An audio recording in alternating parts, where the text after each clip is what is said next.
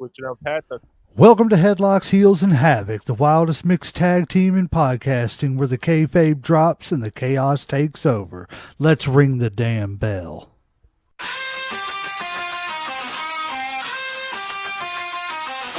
Headlocks tight, heels on the prowl, dropping elbows, hearing growl, feel the foul.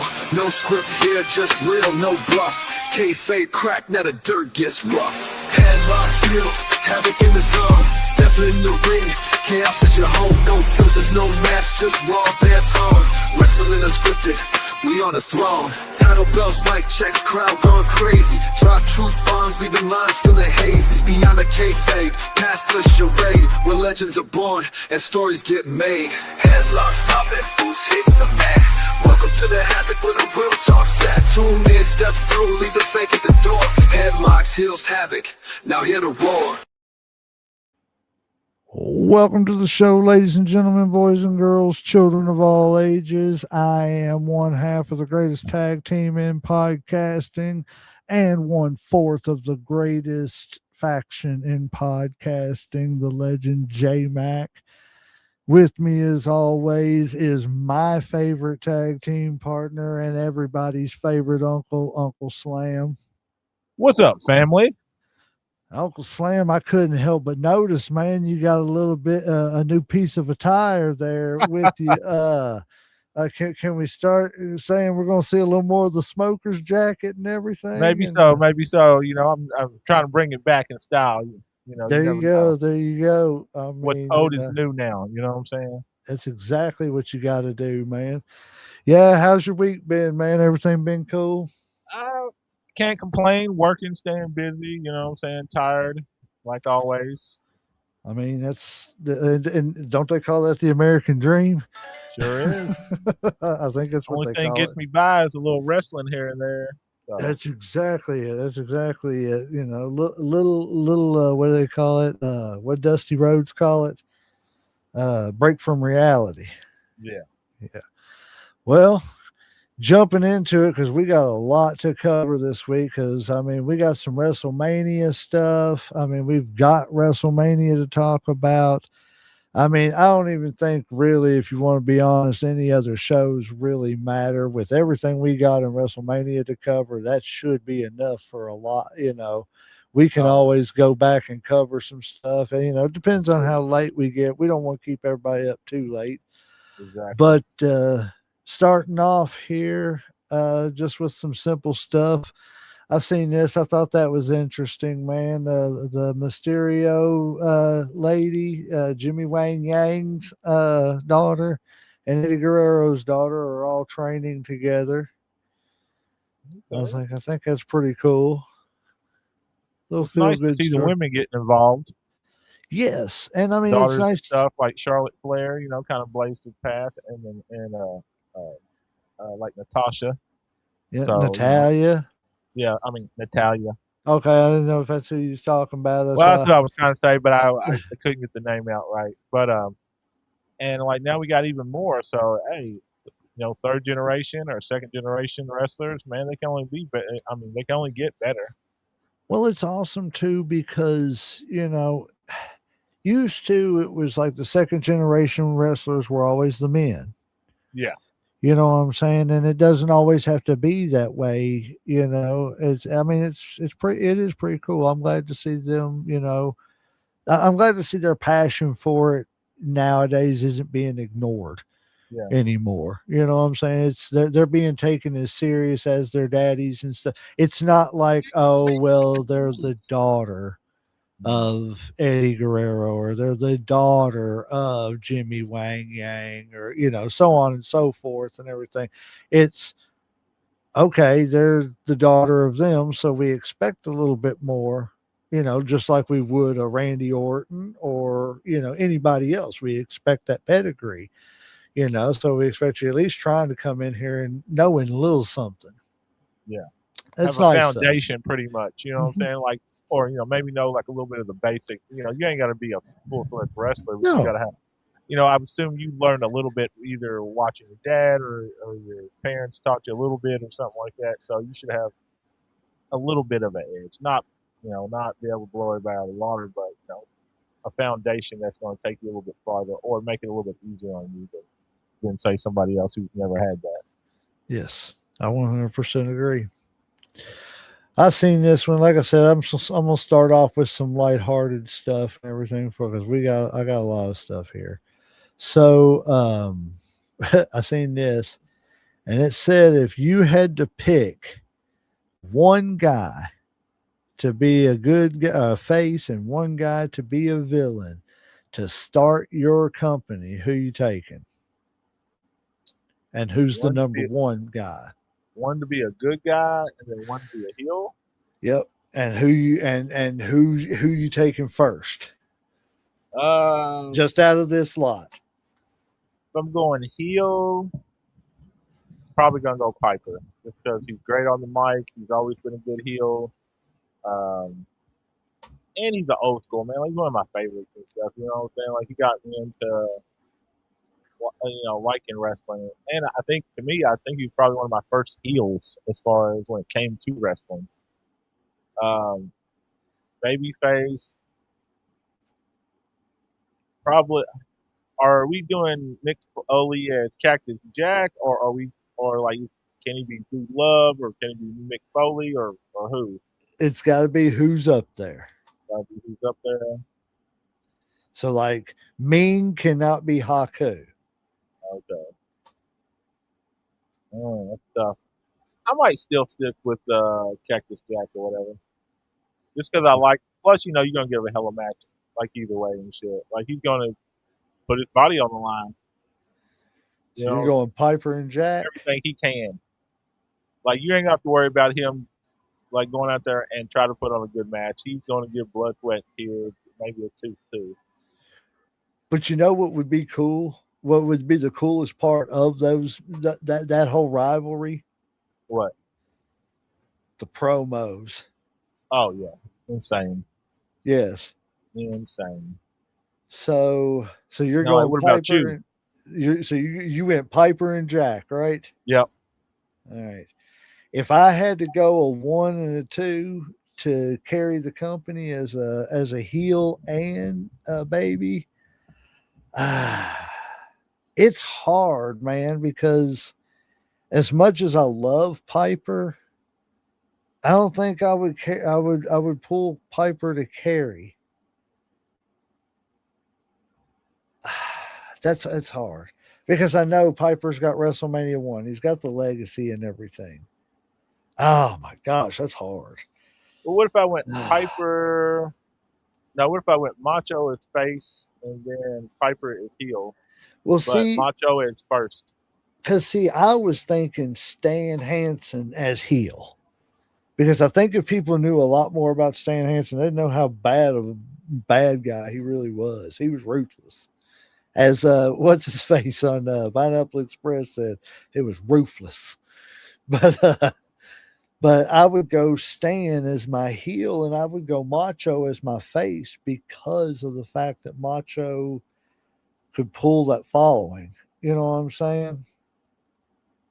I mean, I'm looking at it from a business standpoint. Or interesting promos. I mean, Macho kind of had some promos that were like wacko out there, kind of like, exactly. Warrior. But at least he could go out in the ring and kind of back up a little bit of what he was saying. Well, he could wrestle. Like, Yes. the Warrior didn't have any real wrestling skills. He had a clothesline and a body slam. Yeah.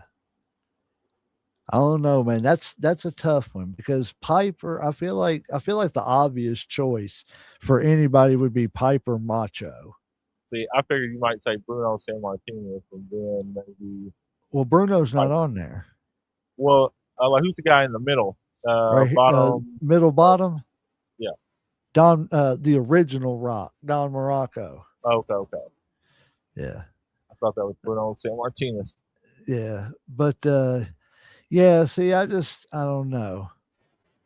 I like I said, I think most people would say the obvious pick would be Macho Piper, but like I would like to see like a more mainstream Stan Hansen, and if somebody could have, I don't know if toned him down a little bit, you know what I'm saying, as far as backstage. Let him be Stan Hansen out there in the, public eye, that ruthless tobacco chewing, spitting, I hated that shit. That shit was so I fucking. right. That's the exact thing. But then he could go out there and like whoop your ass with that lariat. You know what I'm saysaying? That's the thing Cut the about bull it. rope and shit. Yes, yes. You know what I'm saying? That's what made you hate it. He was perfect at antagonizing. Could you imagine him and the Macho Man? Him coming out there and jumping the Macho Man because the Macho Man's wearing a cowboy hat, and he starts telling him he ain't a real cowboy. Bop, bop. Starts beating him with the cowbell, and stuff. You see what I'm saying, man? It writes itself, kind of. I don't know. I just, that's the way I was looking at it. But yeah, hey, tell us what you all think in the comments. We are open. Lines are always open. Go hit the like, share, follow, subscribe, and all that good stuff. We appreciate everybody who's here. Let's see. The next thing we got going here is I wanted to get your take on this. If you had to pick between these two lineups for a WrestleMania, which one you taking? Oh, hold on. I can't. It didn't want to show up for a second. Can you see that? So night one is TLC 2 from WrestleMania 17. Kurt Angle versus Shawn Michaels from WrestleMania 21. Rhea Ripley versus Charlotte Flair, WrestleMania 39. Triple H versus Undertaker, Hell in a Cell, WrestleMania 28. Cody Rhodes, Roman Reigns, WrestleMania 40. Okay. Night two is the Usos versus Kevin Owens and Sami Zayn, WrestleMania 39. Bret Hart versus Stone Cold Steve Austin, WrestleMania 13. Bianca Belair, Sasha Banks, WrestleMania 37. Hogan Rock, WrestleMania 18. Daniel Bryan, Batista, Randy Orton, WrestleMania 30. Oh, man, you don't make it easy, do you? Shit. I would probably have to go night one. Just because the TLC classic, Kurt Angle, Shawn Michaels, can't really beat that and shit either. Uh, Rhea Ripley and Charlotte, I never saw. I know Triple H and Undertaker and Hell in a Cell always was a good one. I don't care as much about the Cody and Roman, um, just to be honest. And night two, I guess the whole I don't give a shit about Bianca Belair or whatever as far as hers. The Usos, don't really care about that either, honestly. Um, the Hogan Rock thing's a big thing. And then what was the last one? The Daniel Daniel Bryan, Bryan, RK. Batista, Randy Orton, where Daniel Bryan won his first world Yeah. title. That was emotional, but yeah, night one. I don't think it was all that emotional, though. See, that's the thing. Well, it was because he finally got one and shit. Yeah, but He struggles to win championships, unfortunately, even in AEW. I agree. I got to go with night one because I think the overall card is better. Because night two, the only two matches the Bianca Sasha Banks was an okay match. I'm not gonna lie. It was one of the better Sasha Banks matches out there. Hogan Rock, it's classic. You know what I'm saying? Speaking of which, if you haven't watched the Hogan thing on Netflix, I ain't trying to plug it, man, but it's really good. I've watched it. Of course, Hart, Austin, you know what I'm saying? Yeah. But that's about the only three matches I would be even halfway remotely interested in. 2 and 4 being the most. Yeah. The overall card of night one, I'm interested in just about all of them. I think one day we should make like a perfect WrestleMania, like just go through and have like 10 matches and just pick our favorites and what we could construct as the perfect WrestleMania. I top agree. to bottom. Like pick all our favorite matches. I definitely agree we should do that. I'm trying to see if we got some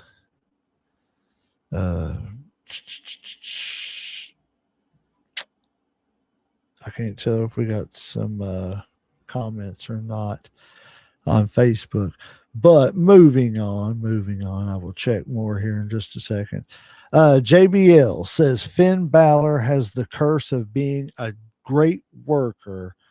And let me remove that banner. That's the reason why I had it up there at the top. I forgot. Um, and deserves a main event push. What say you? Do I think he deserves a main event? I mean, At least one main event push. I mean, I don't have an issue with that. Like, I mean, I think he's put in his time. I think he's a hell of a wrestler. I don't know if he's a main event, and I don't know if he could carry the company.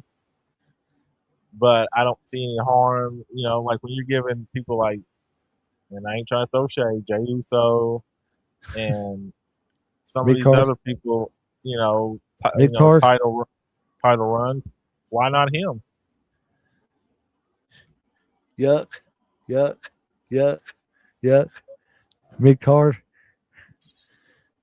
But yeah, I I agree. don't have an issue with that. Like I said, I mean, I think especially like if he's going to retire soon. Like I don't know how old he is. I'm assuming he's 30, 35, 40ish, something like that. I'm not 100% sure how old Finn is. I don't want to even start to guess, to be honest with you. See, but I think the Judgment Day has ran its course, obviously. So why not, man? Like give him a push. Yes. Because if not, he's just going to go someplace else. He's going to go back to Japan. He's going to go to fucking AEW, and he'll be a star there. I mean, he'll be a world champion there. Yep. That's exactly what will happen. And that's sad, too, because you shouldn't have to leave a great company to be a world champion. But we're going to get into some of that later on of why that's going on. And now we know 100% Oh, for yeah. sure. We already, yeah. And we had said it before, but like now we just got confirmation on it. So starting to lean in that way and get a little bit more serious with our conversations here. So breaking news, Nashville tourism groups and Tennessee Titans announced that WrestleMania 43 was originally scheduled to take place at the new Nissan Stadium in Nashville, Tennessee in 2027. The new stadium is set to open in February 2027. However, the plan changed according to Andrew so-and-so, I can't, Bandala. The reason given is that the date didn't work out, quote unquote. Nashville officials say they are now looking for future years to host the WrestleMania. So we may be getting a WrestleMania close to home, man. WWE has instead chosen, hey, man, I'd be willing to go to some of the indie matches outside WrestleMania like we was talking about. Yep. You know what I'm saying? Find out who in the hell is going to be showing up and everything and just make a little tour for the weekend. Friday hit one, Saturday hit another one, Sunday hit one, and then head on home or something. You know what I'm saying? But anyway, Saudi Arabia to host WrestleMania 43 in 2027, marketing first time. So WrestleMania 43 was originally scheduled to take place at the new Nissan Stadium in Nashville, Tennessee. Do you believe that story, or do you believe that that's a story that's being put out there to cover for the fact that whenever there's no place to nothing else to do because of certain actions that are going on overseas, that things will be canceled over there. So they're going ahead and giving us where it's going to happen. Dropping hints so that way I don't know if it's, I don't know if I believe it, but it is believable. So what I'm saying, does Nashville seem likely for WrestleMania? I don't see why not. I mean, Nashville's is a decent sized city. I mean, they host a bunch of other events. Do you think it's blown up that much? I mean, honestly, they got a hockey team, a football team. They got tons of stars as far as country music and stuff. They got a big nightlife scene. You know, they just built a new stadium, like you were saying. Would you bring WrestleMania to Cincinnati? Mm, see, to me, Cincinnati's different because it's. And the reason I say this is because I was there not too long ago. Traffic's just fucking terrible, and they're always doing fucking construction. Like trying to get around and navigate, I think would just be a nightmare. Like I don't think it's planned out as nice as say some of these other cities, like maybe Vegas, LA, or maybe even Nashville. Uh, I know they also have a lot of old infrastructure. I know they, you know what I'm saying? Like no offense, it's not the brightest, it's not the nicest looking city. I'm Well, pretty sure they do have Cincinnati, their moments and stuff. I mean, like I'm not trying to bash them, like 'cause I do like Cincinnati. Um, yeah, Cincinnati's very old. It's old steel towns yeah. and stuff and everything, like railroad towns and stuff. But if they were going to put one in, say, like Ohio, I would say Cleveland would be a better shot. You know what I'm See, saying? that's yeah, and that's my point. I would say you would go somewhere a little bigger. I don't see WrestleMania being a Nashville place. I just think that it sounds to me like they're pre-planning instead of making it look like they're scrambling. They just have a destination, you know. Because if But they just okay, so like, scramble, where are most of the pay per views on? Obviously, I'm not pay per views, but most of the WrestleManias are what? L.A., Vegas, LA, New Vegas, York, New York, Boston, uh, Miami, Miami, of course. Someplace uh, warm, usually. warm, down in Texas, Texas Uh, yeah, Stadium, or like someplace with a big. Toronto. Yeah, yeah. So probably like bigger cities. I would say Right. Nashville is not a huge city. Nashville is Royal Rumble to me. Or Rumble. See, but it would SummerSlam. work out so much beautiful for us. Like I don't know about Right. everybody else, but Right. that would. I'm I just mean, saying. because nothing's ever coming to Kentucky, so I mean that's the closest we gonna get. I'm just saying I don't know. It seems really like we're gonna cover real quick. I don't know. We will wait and see and keep our eyes peeled if we see anything. There's more shenanigans to talk about with TKO and WWE and stuff. All right. Yeah, check this out. So look who was at WrestleMania. Mm. Oh, okay. Teddy DiBiase Jr. Yep. No Yeah, we handcuffs. got we got McAfee Mania. Oh God.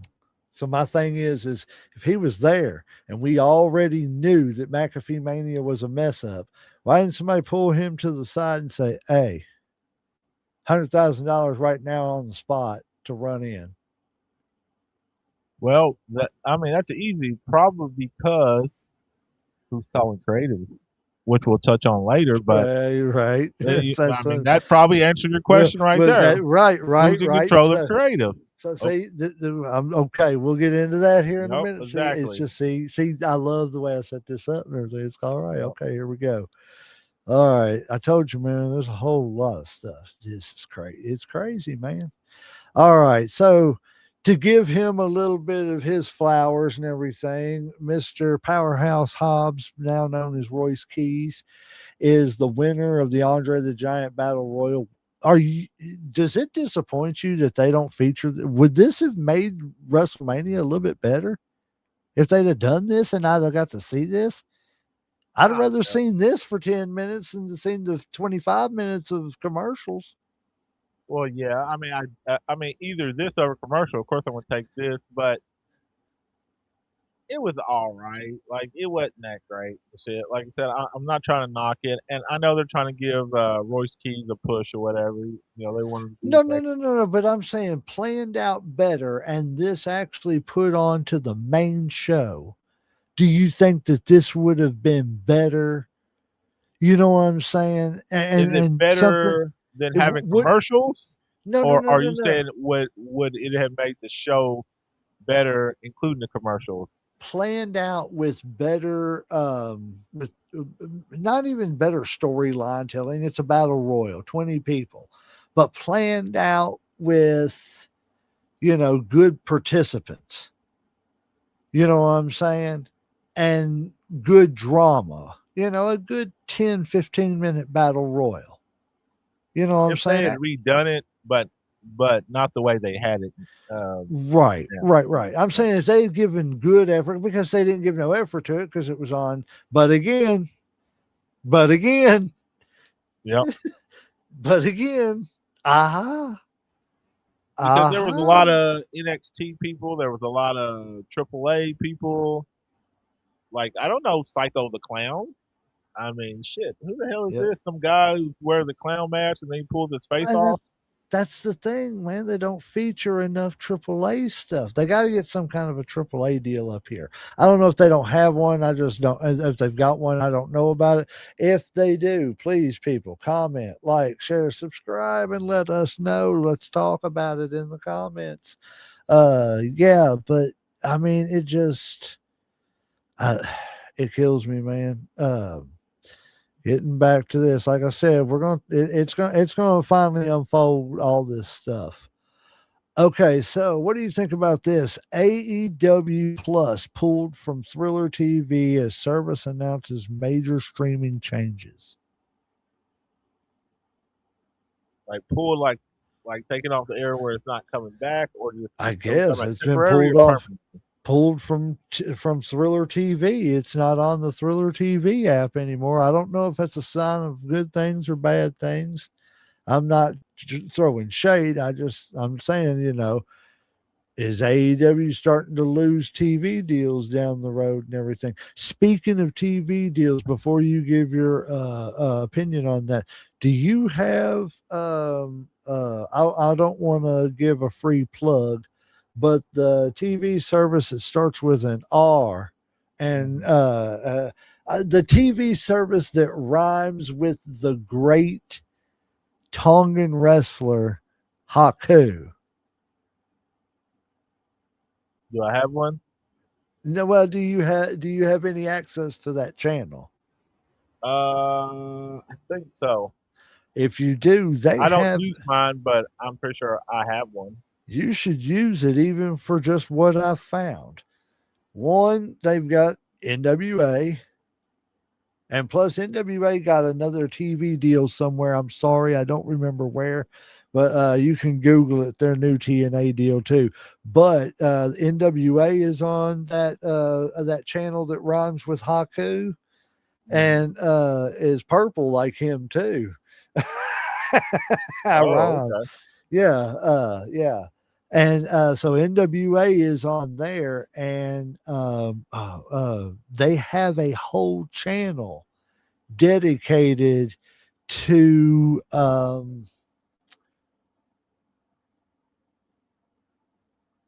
the one that Dolph Ziggler now wrestles in, TNA. Yeah. They have a whole channel to TNA, and they've got NWA on there. So that's two. I mean, the TNA stuff is old stuff, but it's old pay-per-views, the old Sting and AJ Styles stuff and everything, Main Event Mafia and stuff. So you can finally catch up on that stuff and figure out, the stories and how it went Okay. down now. So yeah, check it out, man. I'm plugging it, man. Check out your old wrestling, man. It makes it better that you know your history. Yep. Doesn't mean that you got to like it better. Just, I don't necessarily like Bruno San Martino and, superstar Billy Graham and all them better than I do Hulk and Sean and all them. But I respect them for what they did. They helped pave the way. Exactly. All right. Let's see. They are coming. Okay, usually sometimes shortly after WrestleMania. Yep, here's where I've got pulled up. WWE starts releasing talent. While they have made profits off that mostly abandonment of a weekend attendance for two big shows, the tapings and the Hall of Fame were down. Like I said, man, it was terrible. It was a terrible weekend, meaning that though they make a lot of money, there was a lot, capital A, capital lot, more money than they didn't make. With that being said, while I hope I am wrong here, FKR, the sake of those that will be out of a job, I expect the list of release to be larger than usual as TKO will look to recover some of the money they did make over the weekend. And that list may very well include people you would not think would be in danger of losing their job. Who do you think may be on the chopping block? Okay, Uh, before we get into the list, give me a couple of names you think would possibly be on the list. people that I want to either people that I want to see gone, or I No, no, think no, will be not gone. necessarily people you want to see gone, just people you think will be gone. Just give me a couple people. Let's see, people that probably not doing shit with. Obviously, the Wyatts. Can't say MFT just because they're trying to give a push to a couple of them. Um, I think who else is there? I would say like Alistair Black because I don't feel like they do shit with him. Yeah, man, it's like they brought him back just to sit him on sidelines. Or Yeah, it's I not even would really on the say sidelines. It's just like, oh no. I don't think they're gonna cut LA Knight. They don't want him to be a bigger star someplace else than where he is. Because he will. Yeah. Um,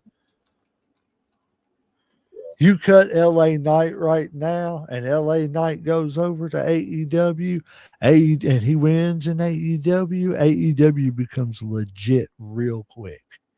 Yeah. I mean, that's just the um, truth, man. LA Knight by himself could pull. Let me ask you this since you brought that up. Do you think if they released LA Knight, that LA Knight going to AEW could have a stone cold effect for AEW?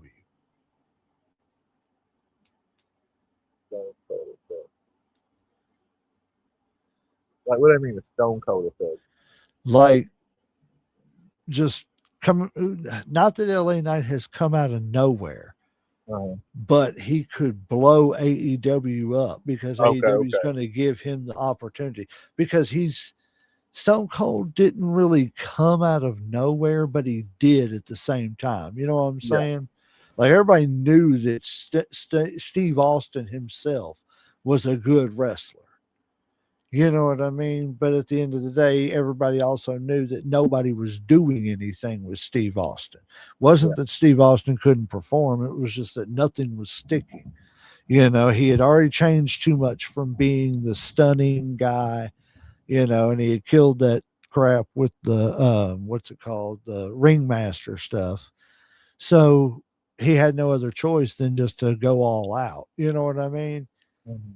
I think a move like that, I think could have a stone cold effect on them. What do you think?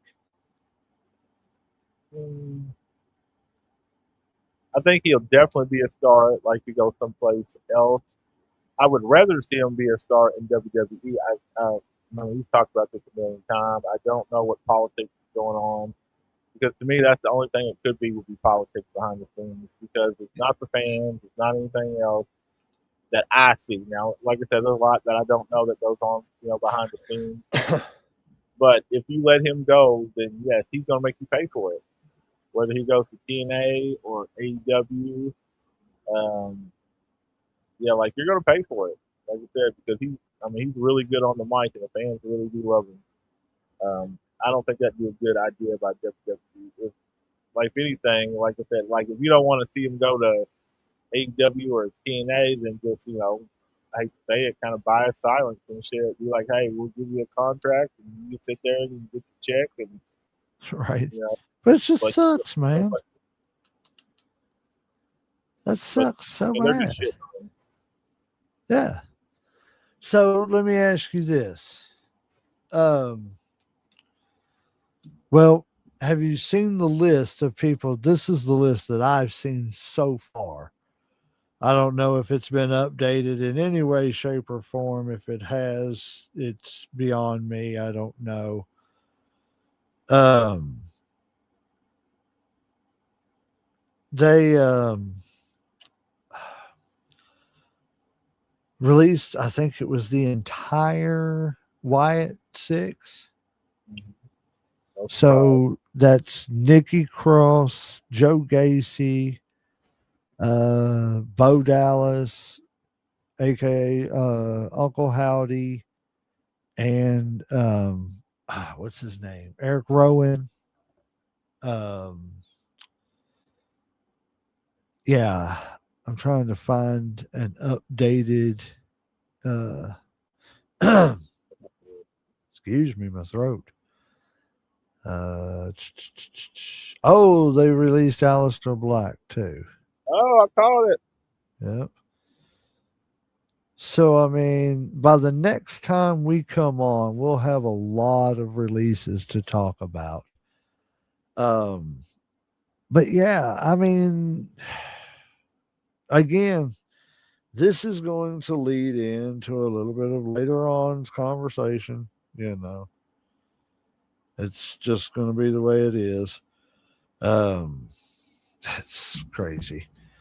A Motor City Machine Gun. We knew it was coming. Like we said, we knew it was coming. It's after WrestleMania. All righty, we'll get on with it then. So, yeah, oh yeah. So, I mean, did anybody notice? I'm sorry, I forgot to get who quoted this and everything, but WrestleMania was only 53 minutes of wrestling. Not surprised. Not I surprised mean, one bit. I mean, like, look at Raw and SmackDown. If you pay attention to it, there's only usually about what 4 or 5 matches, and matches don't take no fucking 30 minutes. They're probably 10, 15. So more than half of it is promos, commercials, and bullshit. So why I'm would the going to pay per fact view? check this. Go ahead and keep talking. I'm going to fact But check this just to be sure. so like, why would the pay per views be any different than Raw or SmackDown? Yep. And I So agree, but we'll see right here. So, I mean, if it was 53 minutes, I'm wondering if that's one night or two nights. Uh, even if it's one night, it's still uh, shitty as fuck right. because we're watching it for what 3 hours Yep. Well, I plus think it was like commercial. 4 hours. Yeah. So I mean, that's a rip off right there. Was night one and two of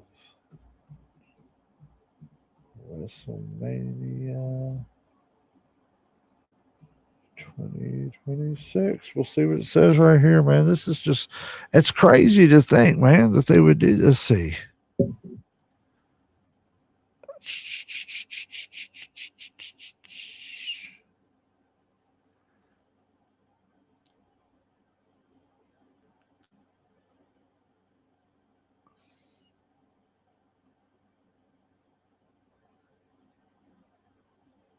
Wow. So I'm not going to read the entire thing that it put on here. This is crazy. Night one, 4 hours total, was 53 minutes of wrestling. But what about the second night? Second night was between 50 and 60 minutes of wrestling. Yeah. That's... I remember right before the main event, they wasted 30 minutes of fucking time on just the fucking entrances and backstory bullshit. It's crazy, man. Like, how do they? It's called shrinkflation. Yeah, it's They shrunk the product, but they charge you the same price. They charge you more for it. that's exactly what it is. It's absolutely ridiculous. I don't know. I just don't know. It makes okay. We got some comments coming in. Let me get to them. Keita said she is here. She said, and the boys, thank you all. Thank you for the love. Yes, we love you all. Thank you for always being here and supporting us. We appreciate it wholeheartedly. We promise we do. But yes, you'll have to. Hey, and we just found out too last show that EWA is doing a brand split, so that's going to be exciting as hell. So you don't want to do Raw and SmackDown. You come and do EWA's 2 shows. We'll talk about that a little bit later. That's going to be pretty dead. She said, of course. Thank you, darling. All right. Here we go. What are we doing? What are we doing? We're going back to the media. All right. Yeah, 53 minutes. It's ridiculous. Ridiculous. But we're going to get into that too. Okay, John Cena announces a sudden WWE return for Backlash 2026. There's a quote to go with this. I know. However, Cena claims that he has promised the WWE team something special, something epic. The wrestler turned actor will be back at Backlash Tampa. Man, and this is a quote, man, if it were 2023 again, I might have a different business at WWE hashtag Backlash. Alas, the years pass. I'm still going to try to do something epic in Tampa for 5/9. I promised Club WWE something special. Stay tuned. Read Cena's post on X. I mean, again, is this a product of what we're going to be talking about? I feel like this more TKO bullshit. Okay, we'll get into that then. See, it's just more to add to it. Alrighty, here we. Okay, yeah. Here's some Ric Flair news. Okay, so Ric Flair, he says I didn't like her match at all at WrestleMania, and I think Ashley, aka Charlotte, needs to be a singles wrestler. And I know she enjoys her relationship with Alexa, but if Ashley is not in the title picture right now, in my life, and as a spectator, without her in the main event in a singles match, the match she had with Rhea Ripley 2 years ago, they have never had a match like that ever in the history of women's wrestling. And Rhea's getting gold as well. I'm putting them both over Ric Flair. Do you agree with his assessment that Charlotte needs to be like out of the tag team picture and into the um like more of the main event picture? And in saying that, let me ask you this question. Is it the fact that enough attention has been given to the tag team titles to make them legit enough that we can get some of these people back up to the main event level, like Becky Lynch? Yeah. Does the Intercontinental have enough prestige now to where she can come on back up to the world title status? You see what I'm saying? Yeah. Well, like I said, there's a couple questions here that you kind of asked. Right. So take your time with both. I'm gonna go with the first one. Or not. Well, the second one. You talk about does it bring prestige now that they've had it? I don't think, as far as the Intercontinental with the women, I don't think it has yet because I just don't think it's been around enough. That sounded really good when you got close to that mic. Sorry about that. Oh no, you're fine. It's only been like a year, maybe a year and a half since the belt's been around, so I think it kind of takes time for all that shit to develop because you have to have really good matches to kind of, I think to make it mean more or like make it more like significant and shit. Right. Tag team, I think division has been heating up a lot lately. Um, I I definitely see them trying to do it with the Intercontinental, um, but I think it's going to take a little more work on it. And on the first question, I think when it comes to Charlotte being a singles in the title hunt instead of being tag team, I think that's two things. I think that's really up to her decision. It's her career. I mean, she's already Right. got 14 fucking championships, so it's like, is another one really going to make anything better? Like, is it going to change the story? Like, is it going to make us love or hate her more? And you also got to look at it from that's her dad. Now, also, I'm gonna play both sides because in one instance he's her father, so of course he wants the best for her and stuff, and he probably thinks that she deserves just like he is. to be in the championship hunt all the time. But at the same time, he's her father, so he's a little biased. He's always going to put his kid over somebody else or believe that, that they need to be number one or in the number one spot. So, it's kind of hard to, you know, take everything he says to heart because I think there's a little grain of salt and from that because he is so close to her. And he feels like she just needs to be like I don't know if that's just part of being a player or what, like you need to be in the championship spot. He's got 16, 17, she's got 14, so it's like it runs in the family. Um, I kind of like her better in singles than I do as tag team. I don't hold it against her because I think if she wants to get some, tag team go for it. Like if you want to be a Triple Crown winner, I don't have an issue with that shit. Um, but if she's going to go to the singles, I think they need to bring up some new talent. I, I, I don't want to see the same old people again. Like I don't want to see Rhea. I don't want to see Jake Cargill. Like because that's already been done to death. Yeah. Like bring up some of these people from NXT. I know they brought up Toruka.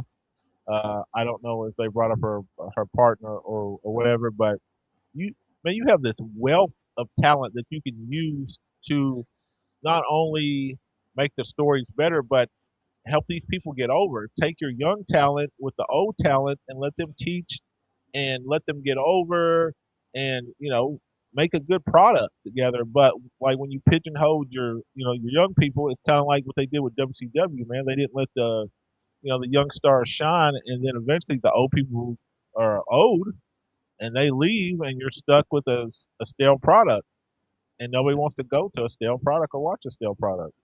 Yep. So, Keita, are you saying no way that Charlotte should stay in the tag team division or no way Charlotte should be in the singles division? Let us know in the comments, please, my dear. Do But you think she yeah, should be in the singles or like you think she's better as a tag team? I think Charlotte has done enough to earn the opportunity to do whatever she wants to do. I agree. But and I think once you do stuff like that, because Charlotte is one, and as much as people hate the way that that people say this, truly the four horsewomen, and whether you like her or hate her, Sasha Banks, Bailey, Becky Lynch, and Charlotte Flair are the ones who started that woman's revolution out of NXT. True. And they started this, they came out and made every other woman have to step up their game. Yeah, You they know what changed I'm the saying? vision. Yeah. Yes, yeah. I mean, because women's wrestling right now, I tell people, I would almost rather watch some of the women's matches than I would the men's matches. Yeah. And then Easily. that's not that's nothing bad saying that because of the fact that it's just they did again we've touched on this many times. They just didn't train the women the way they should have years ago. It wasn't they were side pieces and it just They were eye candy pretty much. yes, that was it. And it just wasn't real wrestling and everything. It was popcorn match. But Yeah. I mean, wrestling was what nightgown matches and fucking like evening gown matches, like shit like that. I'm basically gonna rip your clothes off. yeah, it's 10 times better now. We love it. She said, no way that John is coming back. Oh, okay. Yeah, that's the rumor. I mean, I don't know if he's necessarily coming back to be a wrestler or what am I trying to say? Not a wrestler. Oh yeah, a wrestler. I don't know if he's probably going to come back and interfere in some way. I don't know, what way he's going to interfere, but who knows? Who knows what's going to happen? It's something we don't want to see. I know it. She said, let's see. She said she thinks Charlotte's amazing either way. I do too. I mean, I think she's earned the right to do whatever.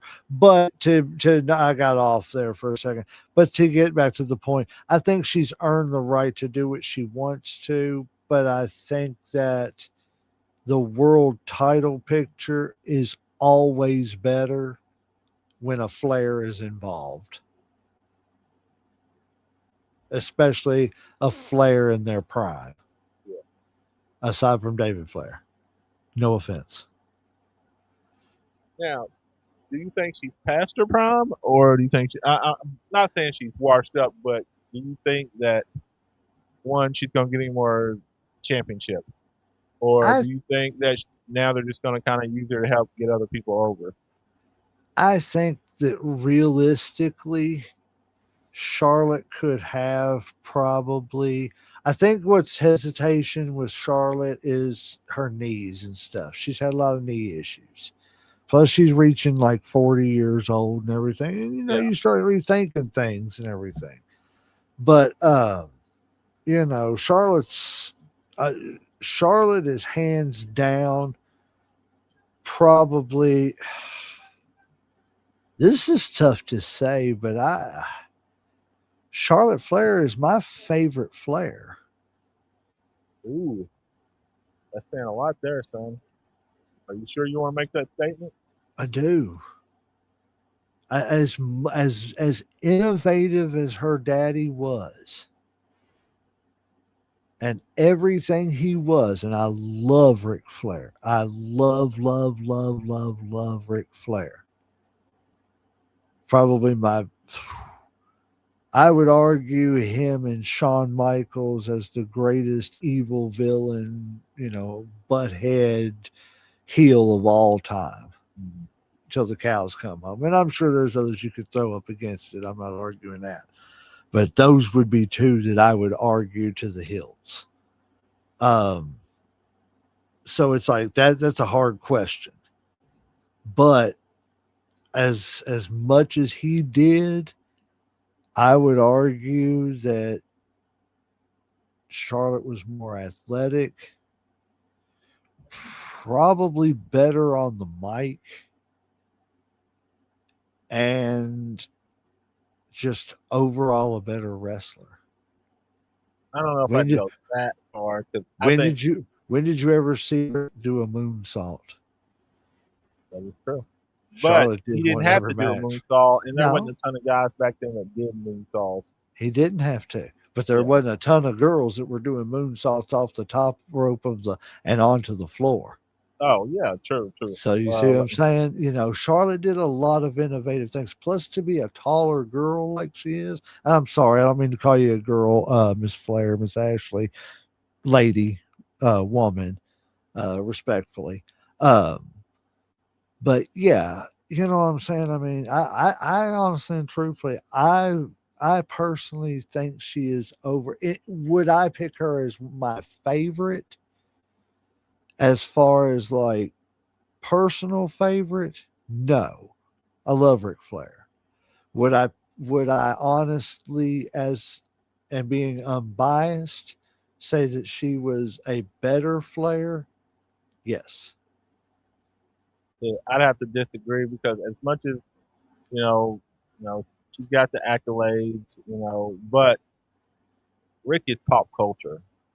Like He is. he's like Hogan was, not as big, but like he's pop culture now. You got songs about him. They got fucking weed named after him and shit. Ain't that crazy? Like people that don't even know wrestling know Ric Flair because of the shit he says. You know what I'm saying? So to me, his impact and his meaning is just so much larger than life. Like a prime example is Obafemi said he based his walk kind of off Ric Flair's strut. Like if you look at it and you look at Ric Flair's, like you can see a little bit of like similarity. Like But that's how much impact Rick has and shit. And I just and I don't want to take anything away from Charlotte Flair because as far as women's division, I think she's done almost as much as he did, and maybe a little bit more in ring.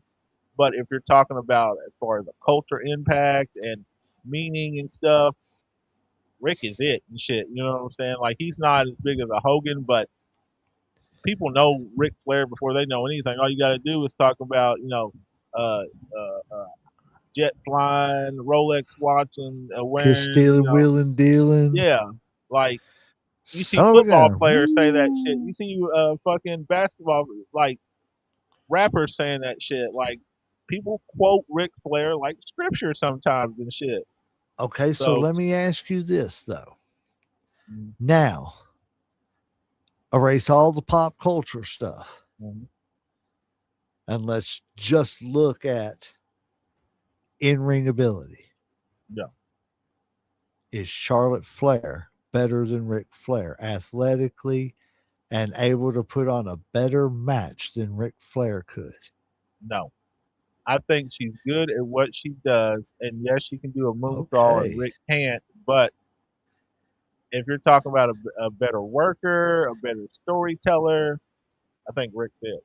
Like I Guys, mean, like I'm not trying to downgrade no, her and say that what she does is not great because she is a great wrestler and she's automatically a Hall of Famer. But I think Rick, not just his longevity in the ring, like comes with that is the ability to tell a story, and he lived his character. Like he never left the character. He is the character. Like like he became that character. And so to me, it's just like whether it's telling a story in the ring, wrestling or whatever. I think Rick is like he's just his longevity, his ability, his knowledge alone and shit. And I think that's what makes Charlotte so great because she was able to tap into that wealth of knowledge from her father. You know what I'm saying? Like she had you got one of the best minds in wrestling at your right. disposal to be able I'm to tap just into and be saying, like, like, as far as in-ring in ability, ring ability, I still think Flair is a better really. storyteller. I think he's a better wrestler. Okay. I Okay. don't like I said, I I'm mean, not like trying to I take said, away. that's completely Yeah, arguable. You know what I'm saying? yeah. And I see there's Now, I can't disagree yeah, with you, and I'm not necessarily agreeing with you. You know what I'm mhm, saying? I'm saying yeah, that's so subjective because you know what I'm saying everything in yeah. wrestling is so But like I subjective. said, I I see where like you're coming from. yeah, like I'll always give her flowers. Like I said, you don't become a 14-time world champ by accident. Like that Let shit me just ask doesn't you happen. this: if by the time she ends, she's 21, 22, will you say it? I like I said before, I have to wait and see once it's all said and done, and then Quality I'll of reigns and yeah, stuff. yeah, because anything can happen. Injuries also play a part. Unfortunately, politics play a part in some of this shit. Oh, yeah.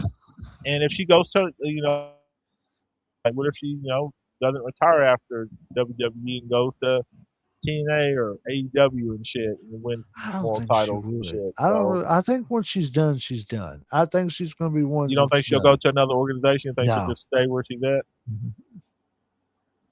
I It's a think once she's going possibility. to, I think once she's done, she's done. She's going to be, excuse me, she's going to be one of the ones that's smart enough to just back away. I believe. I Excuse mean, me, like, 'cause everybody. she's got money, she's got investments. I don't think Right. she has to do with um, Monique Nays or Sasha Banks had to do to get the same reputation and shit. You know what I'm saying? Like, Right. I don't think she's gonna have to. Well, she left on her own, and I think she would have been just as great as Charlotte back And in the day. no Like, hate to her because yeah, she has made her way. She has she made bet her on herself, money. and I think she won. You know what I'm saying? Like, Yeah, she I might do not have made too. as much money as she would with WWE, but I think she got to control her career. I think she got to do what she want, and I think she still got paid pretty damn decent. That's it. I So mean, I isn't that mean, what you want to do? yeah, exactly. Oh, that's crazy, man. What a concept. All right. So moving on a little bit, we're still on Ric Flair though. Okay, so Ric Flair got banned from WrestleMania this year for threatening Ludwig Kaiser. He I heard went about like a that. he went like a little bitch and told Hunter. Yep, So yep. apparently some incident happened and Ric Well, Flair, it goes Ludwig back to the Kaiser. promo between Tiffany and Yeah, Charlotte Flair, and yeah. when she was talking about her boyfriend. So that Being in his brought up some of it or DMs and whatever. stuff like that. Yeah. Yep, yep, yep. Yeah, so Um, like he threatened Ludwig Kaiser some way, somehow. I didn't get all the story. I he called him up apologize. and shit. I think, Okay, and I didn't know if he called him or if he texted yeah, him. I'm pretty sure he called him up and talked to him and was just like, "Hey, I'll beat your fucking ass," pretty I much. know it, man. And that Hunter was like, because I read a story after, and he was like, man, he was like, he said, if I'm telling the truth, he said, I love Hunter. He said, but my Hunter relationship has changed. And look, and I'm not trying to do a big portion, and a big, segment on Ric Flair and the Flairs and stuff. But the truth is the truth. Rick, I love you. I am not even joking. This is a plea for me, and I'm nobody. I'm just a little nobody in Kentucky. But I love you. I think you're one of the greatest heavyweight champions of all time. But you got to stop. It's time to slow down. Have Right? what fun you can have that's left. Stop trying to fight the world. How you gonna tell a You, father not to take up for his daughter? No, no, no, no, no, no. I'm not saying that. I'm not saying that. But that's what it's all about. I mean, that's what Right, it comes right, down right. to. It's like But he's taking up for his kid over right, something but her I'm just saying boyfriend like said or did and shit. So, I'm just like, I saying like can't really hate him for that. Now, the way he no. went about it was probably kind of stupid. Uh, Threatening to beat somebody's ass is probably not the My best way to thing do it. is it's just another story on top of like last week when he was talking about Rick, the WWE's trying to destroy his legacy, and he played. Did you see all that and everything? I heard about it, but I Yeah, didn't see I it. mean, it's just that and then being drunk all the time again and everything. It's like, I get it, man. You're Ric Flair. We all get it. But we don't want to see an 80-year-old Ric Flair drunk in the bars all the time. You know But what I mean? but We, unfortunately, like that's like I don't want to say that's always who he's been, but we all know like he's always had an issue with drinking. That's why he had to get a liver transplant. I know. I mean, It's just, like I you hate. know how much he used to drink. I mean, like it wasn't human. That was Like his liver.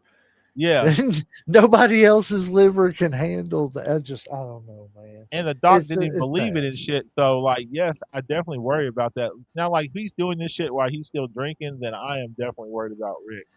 But if Yeah, I he's mean saying this he as is. he's sober and he's just being a protective father, I don't have an issue with that. But if he's Well, even if three he's sheets in the drunk, wind talking shit, then yeah, that's a even if problem. he's drunk being a protective father, I get that. You know what I'm saying? In any situation, if you're being a protective father and you've got a legitimate reason to be a protective father, I'm going to back you 100%. Hmm. You know what I'm saying? Now, I would also advise you, let's wait till you're sober to say what you got to say. Yeah, You know what I'm saying? That would be my advice to you. But but other normally than it never comes out that way. Normally, people right. drunk people want to talk. And that's what I meant. You know what I'm saying? It's just another string of things that's gone on here recently with Ric Flair. And I love him, but I think that his actions over the last few years are just starting to tarnish his career. You know what I mean? Definitely could.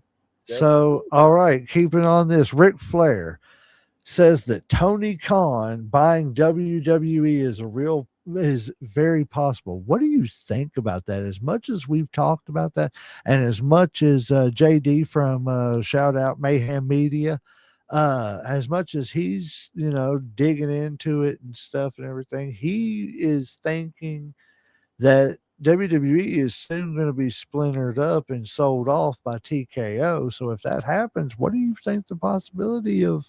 We have the theory that, like, I think we kind of agreed that Vince will probably try to get it back with Mhm. the Saudi help and everything.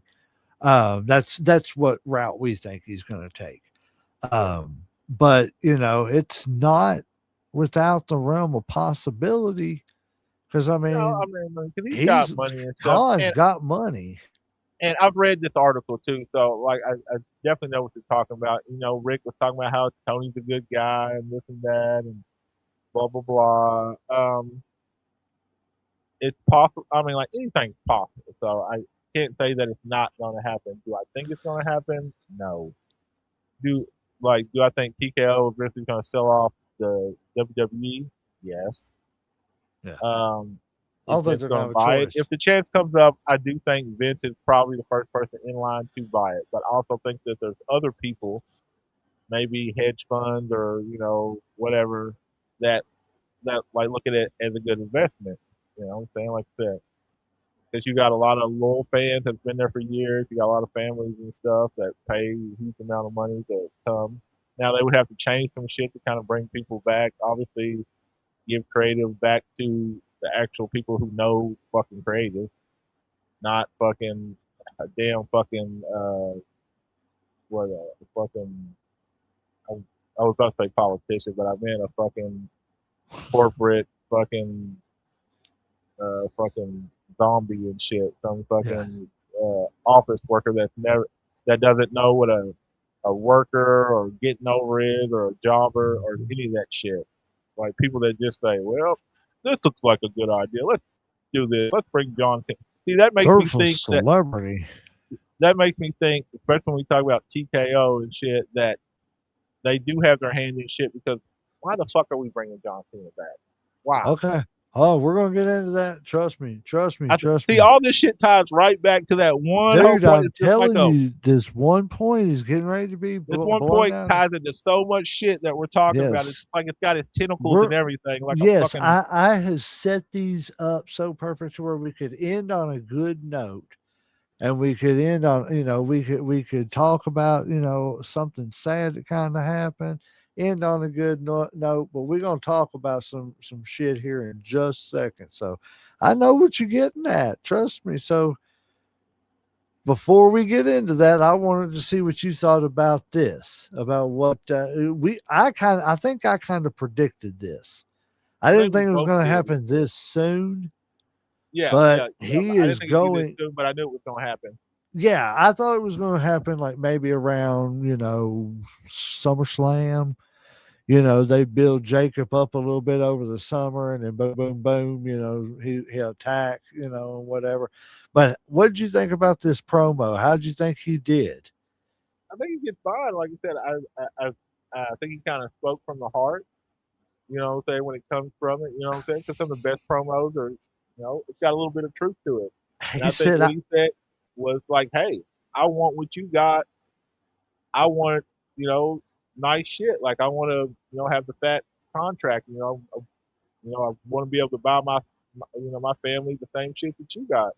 Don't even see if nothing I wrong with got to that. take it from you. Yeah, and that's normal. I mean, that's wrestling. Like everybody wants to be number one, and the only way So, to do it is you got to beat somebody's ass to take it. Nobody's going to give it to you. who was we just talking about? Yeah, There's people don't understand that. Like, there is a reason why um Ric Flair and Dusty Rhodes were the champion for so long in the NWA, as opposed to why Hulk Hogan was champion so long in the WWE. Now, it was the same reason, but it was for different reasons. mm-hmm. NWA kept coming up short with like accidents and stuff. Kerry Von Erich, David Von Erich.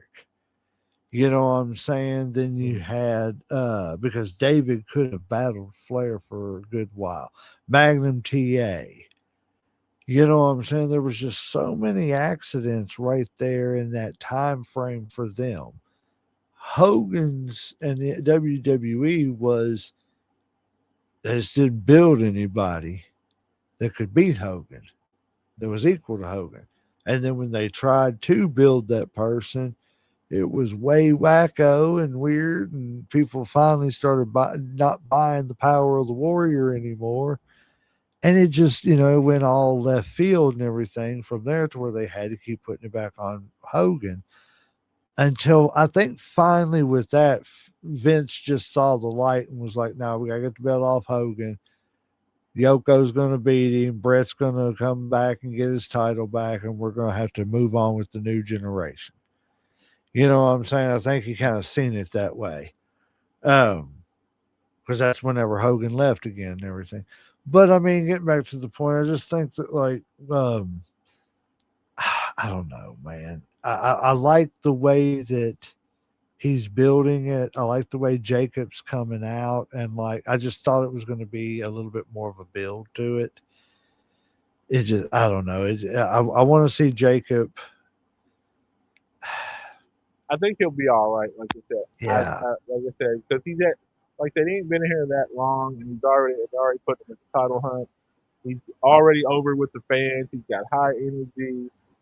I mean, I it's don't moved. want to see him be an accident. Is what I think I'm trying to say by doing it too quick. You know what I'm Yeah, saying? I don't want him to. I don't want to see him be an ultimate warrior, but I also don't want to see him end up like a Magnum. Not that he's going to get in a yeah. car wreck or anything like that. Not that I wish that, but just any kind of weird bull crap that just derails it. You know what I'm saying? Because of just an accident. I don't want to I mean, see him mess it up because he just can't do it like the Warrior. But I don't want to see something in ring happen too, to where I worry about it because I really like Jacob Fatu, and I think Jacob Fatu could be a good 5, 6 time world champion.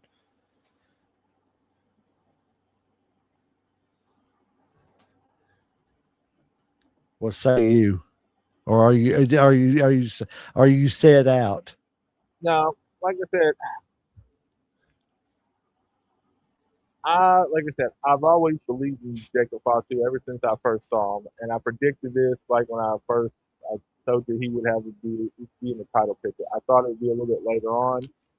Um, Obviously, I feel like the bloodline storyline kind of fucking just, they've drove that uh, uh, they've drove that into the ground, and I don't want to see it again. So anything that can make it fresh or different, or I like you ain't got to take the belt off Roman's waist and stuff, but just get rid of fucking Jay and them. Like, don't try to do the whole bloodline shit again. Like, and I don't want to exactly see him as the tribal chief. Like, and he said he don't want to be the tribal chief. He just wants the money and the fame, and really just the money.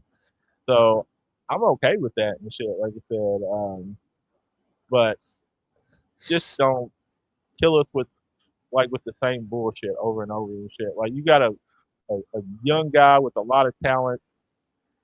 Don't fuck it up. It's So, basically what oh, I'm saying. so quick take.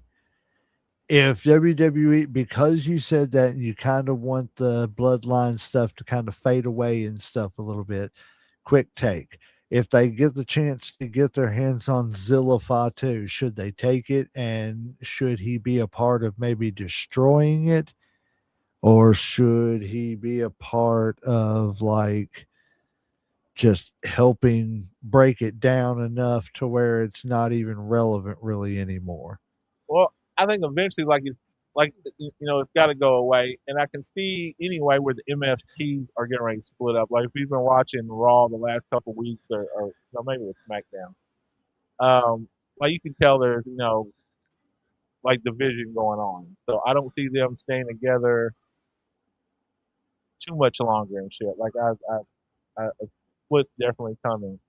Um, as far as them putting him in there, I don't know if he's going to be part of that story or not. I could see them using him. Of course, he's a big guy. He's an enforcer. But honestly, I would like to see him take on like somebody else. Like I said, I felt like they were going to use him with that Royce Keys. Since he had kind of Yeah. like eliminated him from that Andre the Giant Battle Royale or Yeah. over the top, See, whatever I it is. haven't got to watch that yet.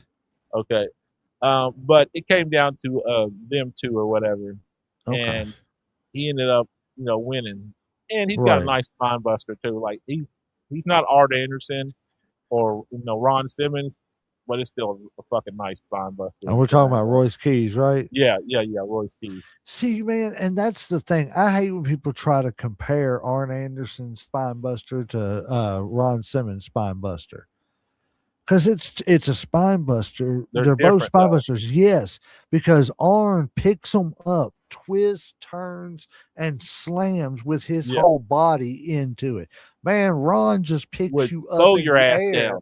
and pick you puts up. his hand right in your Yes, chest and and just throws you yes, straight yes, down, yes. drives you Both into the spine ground. busters, but totally different spine busters. Okay, so cool. I'm glad you like that spine buster from Ron Simmons because that's what I gave you as your setup move in friggin' 2K.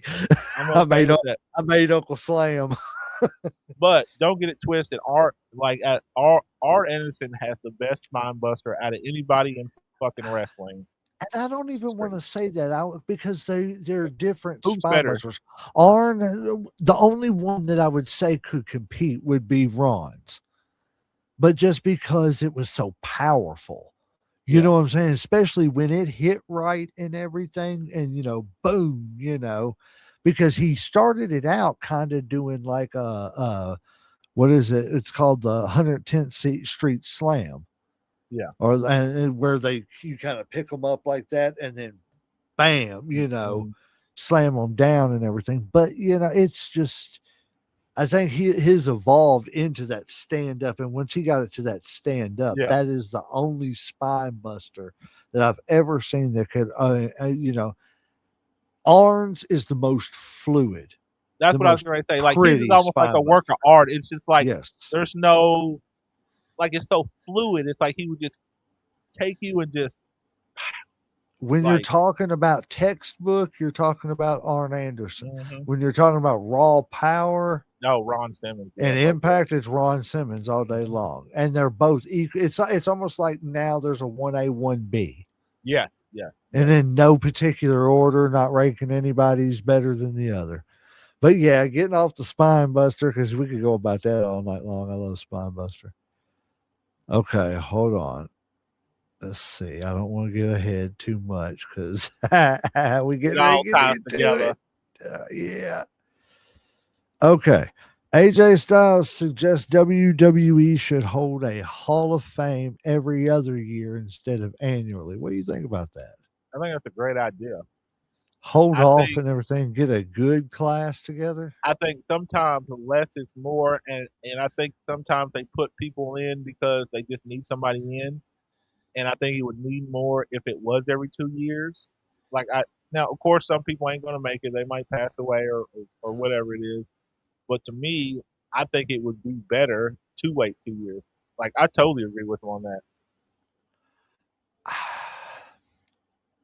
I understand it. I don't know how much I agree with it. Every other sport has a Hall of Fame. You know Yeah, what I'm saying? but does every other sport like you retire that year and then a month later you're the Hall of Fame? Well, that's my point. Yeah, There that's needs to be as much as everybody, and I think honestly and truthfully, have you watched the Hall of Fame this year yet? no, no. I mean, you've talked about it so much. I'm almost like don't want to watch this shit. Like it Dude, I'm sounds so depressing. it is. And get the first 5-10 minutes of it. And then they turn it off. Unless there's something you really want to see. Because AJ's speech was nice. You know what I'm saying? There was just no emotion out there whatsoever. Like the crowd was not reacting to anything. They were not there. And it was almost like I don't think there's a problem with it being annually. There needs to be a limitation. You have to be retired. I don't think you necessarily have to do like NFL or anything like 5 years or anything like that. But I, at least I think see that 3 would years. work. Like I said, if you do it every other year, then it's like okay, then Well, that gives you 2 years of retirement. well, What's three wrong with years. that? 3 years. As a professional wrestler, be 3 years. I'd be You gotta okay with stay 3 years. but You gotta be like I retired. said, I mean, Still I'm okay keep with it every annually. Well, I could be it every other year, but I don't know.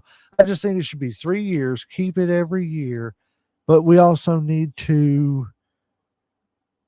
like we need to get an actual Hall of Fame somewhere, an actual building. that would be good. Yeah. You know what I'm saying? To me, that would add to the legitimacy. You want to be a legitimate Hall of Fame. You want people to take you as a legitimate Hall of Fame. You want people to be excited. I don't see anybody not getting excited about Hall of Famers getting inducted into the NFL, NBA, and all that stuff, Hall of Fame. Yeah. You know, it's still big time controversy. So you telling me that, you know, if you have a legitimate Hall of Fame for the WWE, it's not going to be big time? I think it would, just my opinion. But yeah, tell us what you think. 1 year, 2 years, 3 years. Now, like when you say, you know, like they should be like retired for say 3 years, does that count the indie scene? Does that count if you go to say a TNA or a AEW? Or I like is think it just from WWE that you have I to be gone? think, see, I don't know. I think that's where stuff has to be worked out because there's where it is the WWE's Hall of Fame. You know what I'm saying? It is the NFL's Hall of Fame.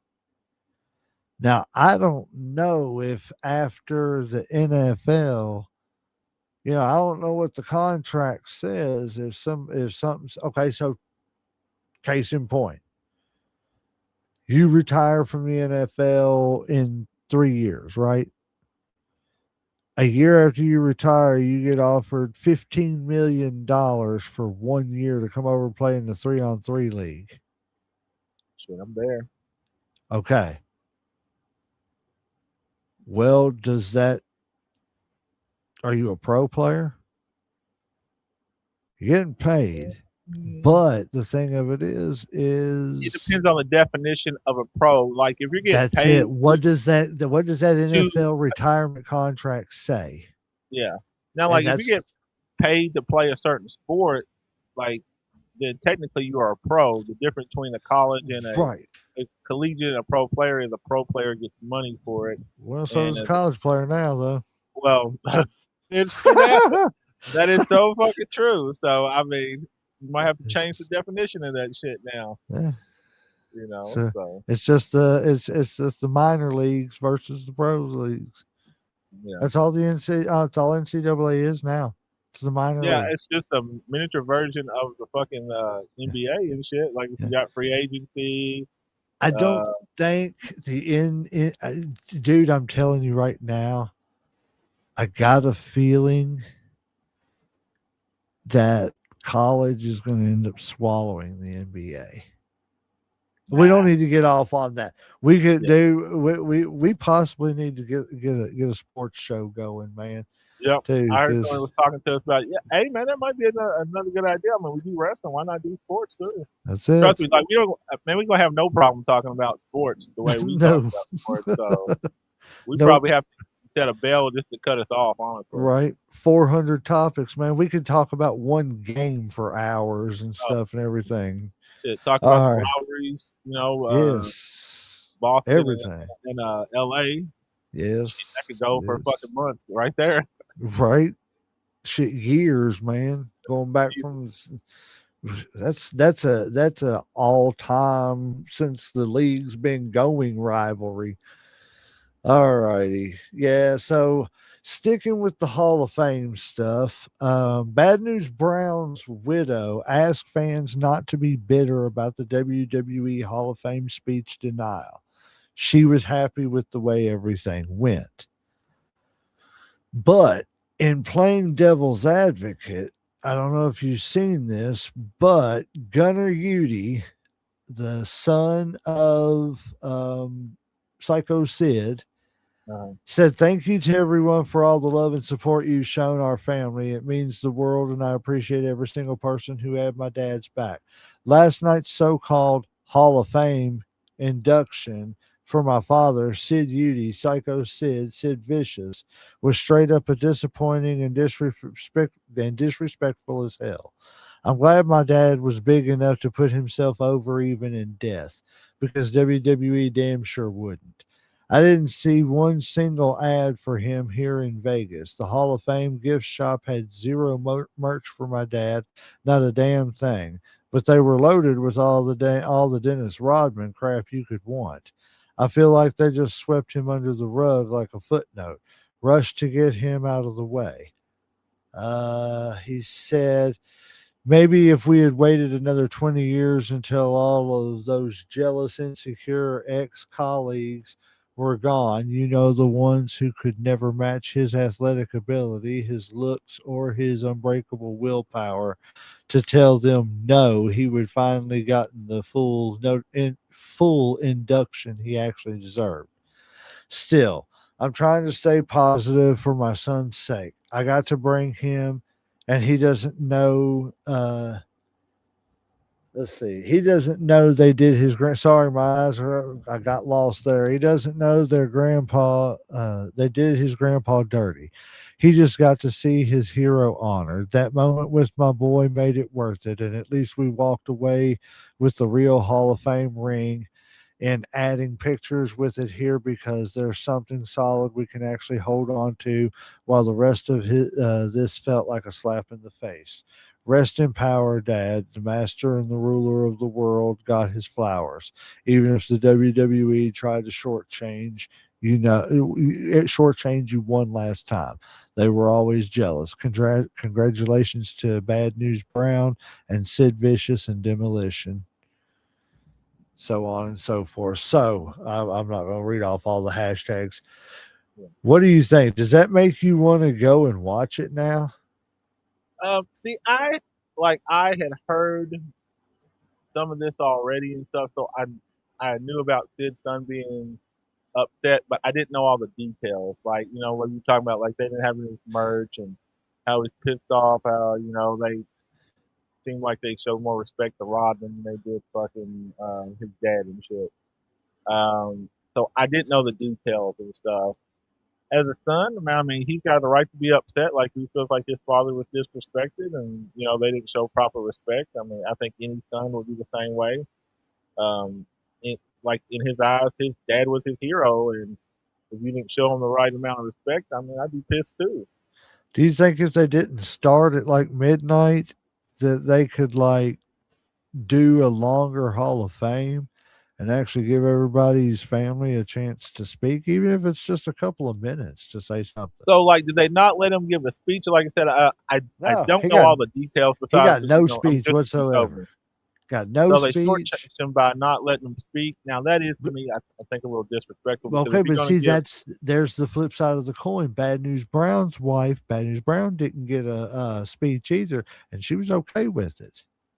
Well, that depends on the individual and stuff. Right. Now, right, like if his wife was okay, maybe she don't like personal speaking. Maybe she's more of a shy, reserved person. Obviously, his son was not. His son was like, hey, I I want to give a speech. Like I want to say something about my dad. Now I don't know if maybe they thought he was going to say something he should have. Obviously they can beep or delay that shit. But I think he's justified. I mean, his feelings are his feelings, and I think he has the right to feel how he feels, especially about his dad, somebody he really loves. I haven't watched the Hall of Fame, so I don't know if it. Obviously I've heard what you said about it, so obviously Right. it wasn't good. Especially being just late and being kind of sad or disappointed. there was a vibe. I don't even want to know. I don't even want to say it was sad. It was just there was a vibe. Like I said, watch 10 minutes of it. Because if you watch 10 minutes of it, you will pick up that vibe and be like, what?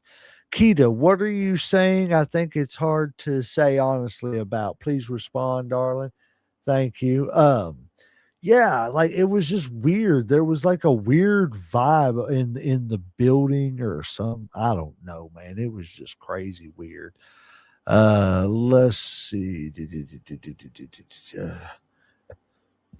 Where are we going with this? Where are we going with this? All righty. Okay. So we'll get into the WrestleMania cards here in a minute, guys, but we're going to get into one specific moment in WrestleMania.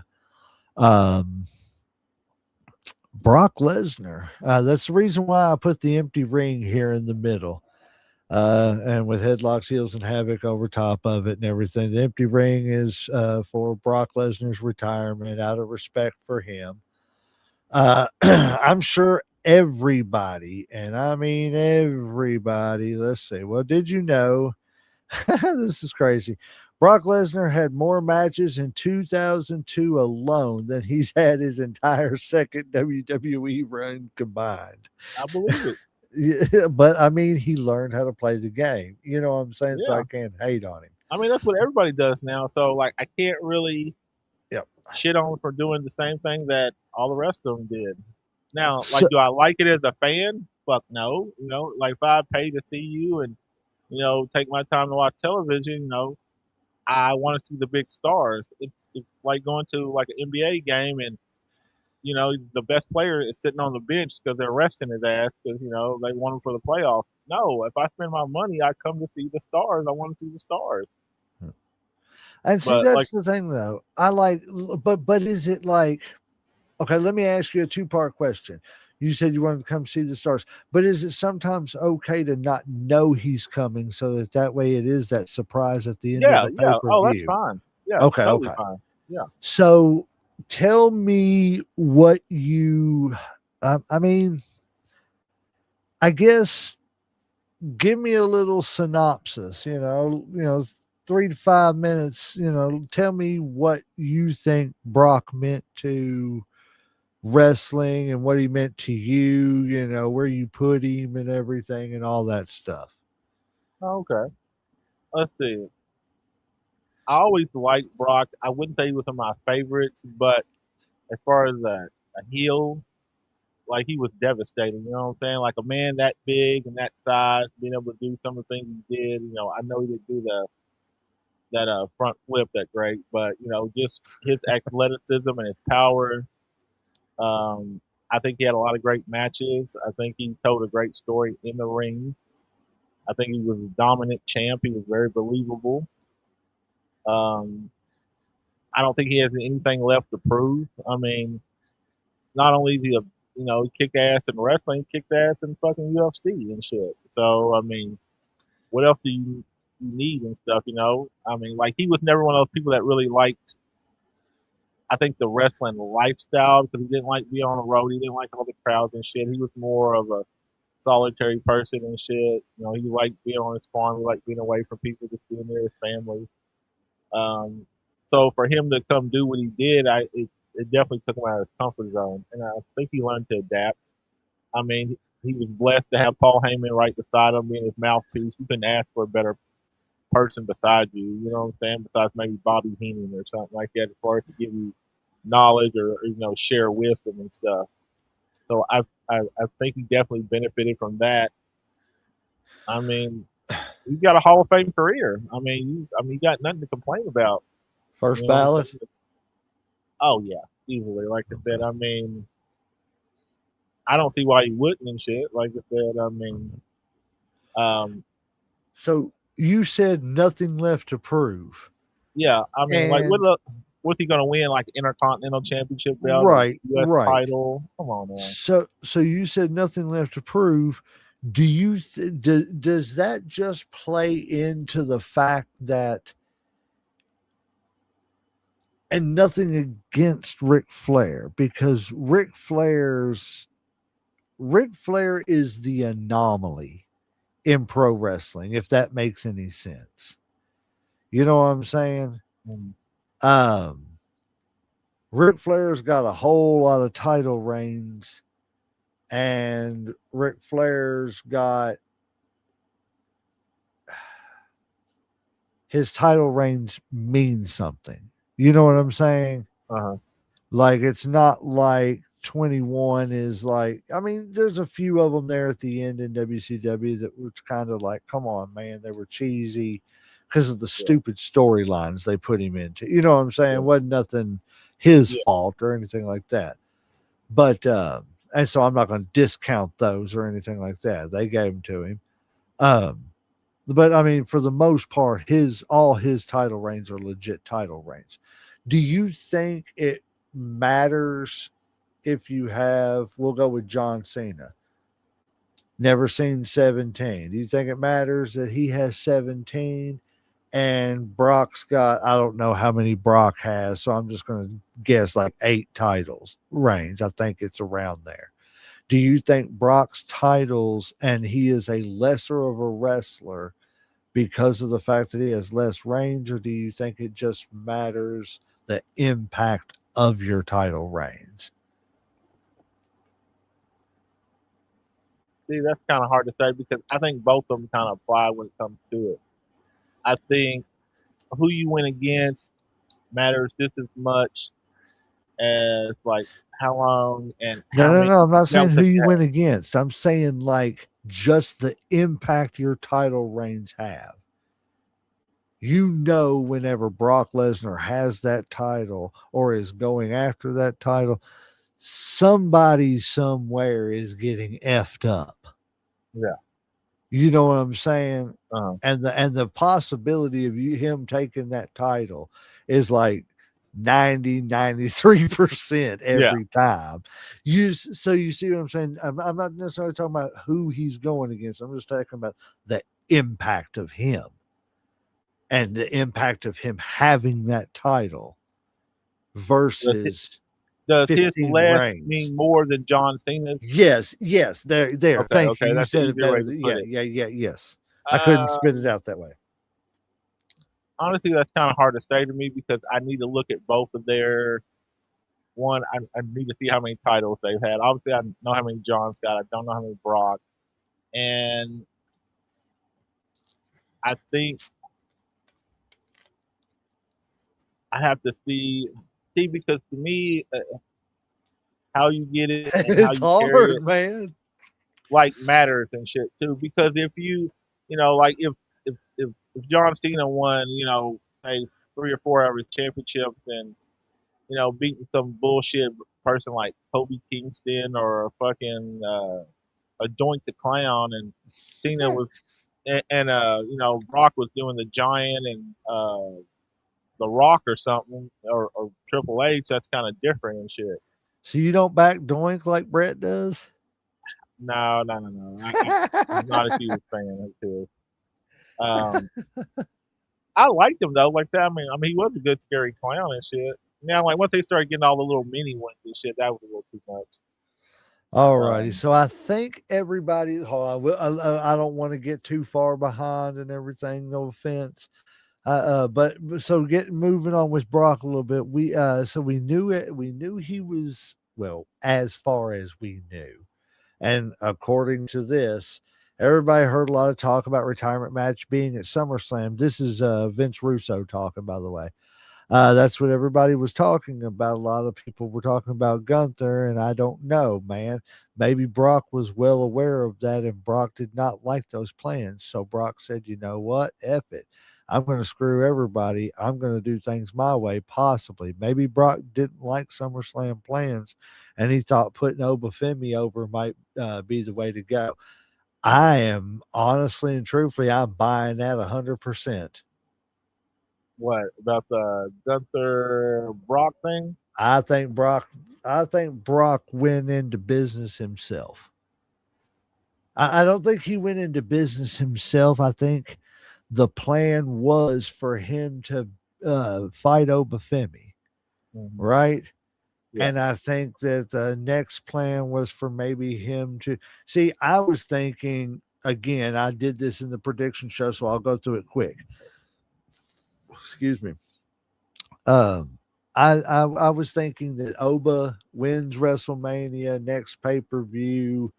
Brock wins to get his win back, and then they go the rubber match at SummerSlam, Brock's house. Everybody's hyped. Oh, Brock's going to win. Boom, Brock loses, passes the torch. I thought it was going to fall out that way. You know what I'm saying? Yeah. I think maybe that's what I thought.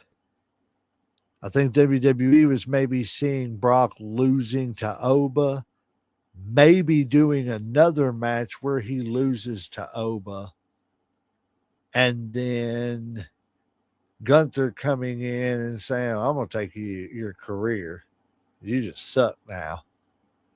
And I'm a career killer, so here I am. You know what I'm saying? I don't think he liked that. I think he would. I I don't like honestly, it. I don't either. If it was something like that, I don't like Gunther, period. However, they were going to get to Gunther at SummerSlam, I don't like it, Yeah. period. I loved Obafemi. The fact that if Brock pulled an audible and told Oba end it now so that I can pull this stuff off and retire, then kudos to him. I didn't need SummerSlam. That was a WrestleMania moment I'll never forget. Out of the whole WrestleMania weekend, that's the one thing that stands out to me. Is it not you? Yeah, that's probably the biggest thing that everybody's been talking about. Yeah.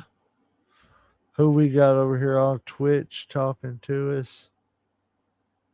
I don't know who it is. It looks like an ad or something like that. So we ain't gonna click on that. We don't do that. Not around here. But see, like the whole, like I said, I don't think the whole Gunther Brock thing would have been believable anyway.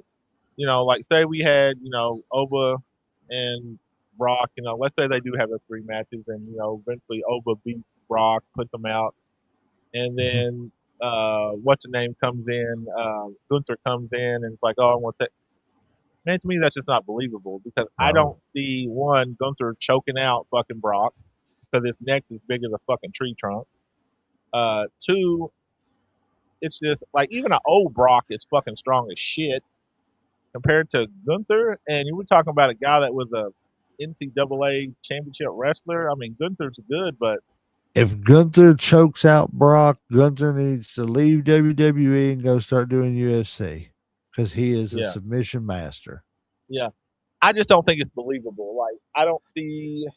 And we're supposed to buy that 2 years removed from him tapping out to Jey Uso at WrestleMania. Yeah, no. See, I'm not. No, I believe Obafemi. Obafemi is a huge dude. He's a monster.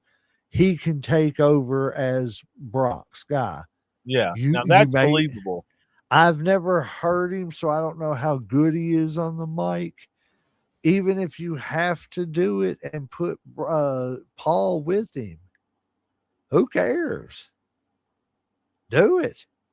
Sure. You know what I'm saying? That man, dude, I watched that man pick up friggin' Brock Lesnar and sling him around like a rag doll. Yeah. Yeah. Why are we not doing it? Let's do that. So one more little thing about Brock. Okay, so there is talk that Brock could be, there's rumors. I don't know how true this is, but Brock Lesnar could face legal issues after WWE's controversial retirement. As per reports, WWE is likely to file a lawsuit against Brock Lesnar after his unscripted exit. Can't read. Brock Lesnar confirmed his retirement from wrestling at WrestleMania 42 Las Vegas. Brock was allegedly frustrated, quote unquote, with Triple H plotting his retirement match versus Gunther. Reports suggest WWE is seeking $1 million penalty from Brock, citing breach of contract. Brock Lesnar has issued a clear no to TKO group that holding a request of retirement U-turn. I don't know what that means. Triple H is expecting to address the Brock Lesnar versus WWE rift in the next week on next week's Raw segment. See, that's the only thing that makes me think that could be like a possible work is why would we address it on Raw segment unless you're just going to say if something? If it's really behind the scenes shit, then you wouldn't be like, oh, we don't discuss this and shit. But who knows? You know what I'm saying? It could be a thing to make him look bad, make him try to feel guilty. I don't know. It's crazy stuff. Okay, man. So getting on with this last little bit of stuff I've got. So have you had the chance to watch the Netflix documentary about the Hulkster? No, I have not yet. Oh my gosh, brother, you've got to watch it and everything. Wonderful. It was good. Learned a lot of things that I didn't know about Hulk. Now I hate to say this, and I really, really, really do hate to say this. I hope Netflix vetted this really good because, you gotta watch. You gotta wonder about what Hulkster says sometimes. I mean, if it's true and stuff like that. And it's no offense, he did lie a lot. I mean, obviously we all know that. I hope I hope for this that he really didn't lie a lot and everything and a lot of stuff. Some of it seemed like it hit a nerve, especially when he was talking about his brother. If you haven't seen it, I don't want to give it up and everything. Really good though. It was four parts, about an hour long a piece, and they all kind of covered like the four different parts of his career and everything. Showed a lot of early footage and stuff and everything.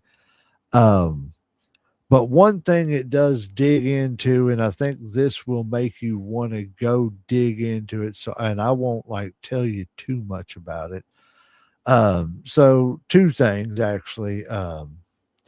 So Hulk Hogan in the documentary said he should have walked away in 1990, but definitely after WrestleMania 18. He should have never wrestled again after that. Let you look at that again and everything. He did say that in the documentary, and the reason he's one of the reasons he said that was because of the leg drop. He said he started using the leg drop in Japan. Stupidest mistake he ever made. He said, I was always known as Terry Boulder, Hulk Hogan, all this other stuff, and I always said I had the largest arms in the world, the 24-inch pythons. He said, why I wasn't doing something like a sleeper hold made no sense. He said, I went out there and started jumping up in the air and throwing. He said it was just all the years of jumping up and compressing. He said, and if you think about it, really, Uncle Slam, and really go back in your mind's eye, and plus, even footage and everything, and look, Hogan really jumped pretty high Oh yeah. for that leg drop.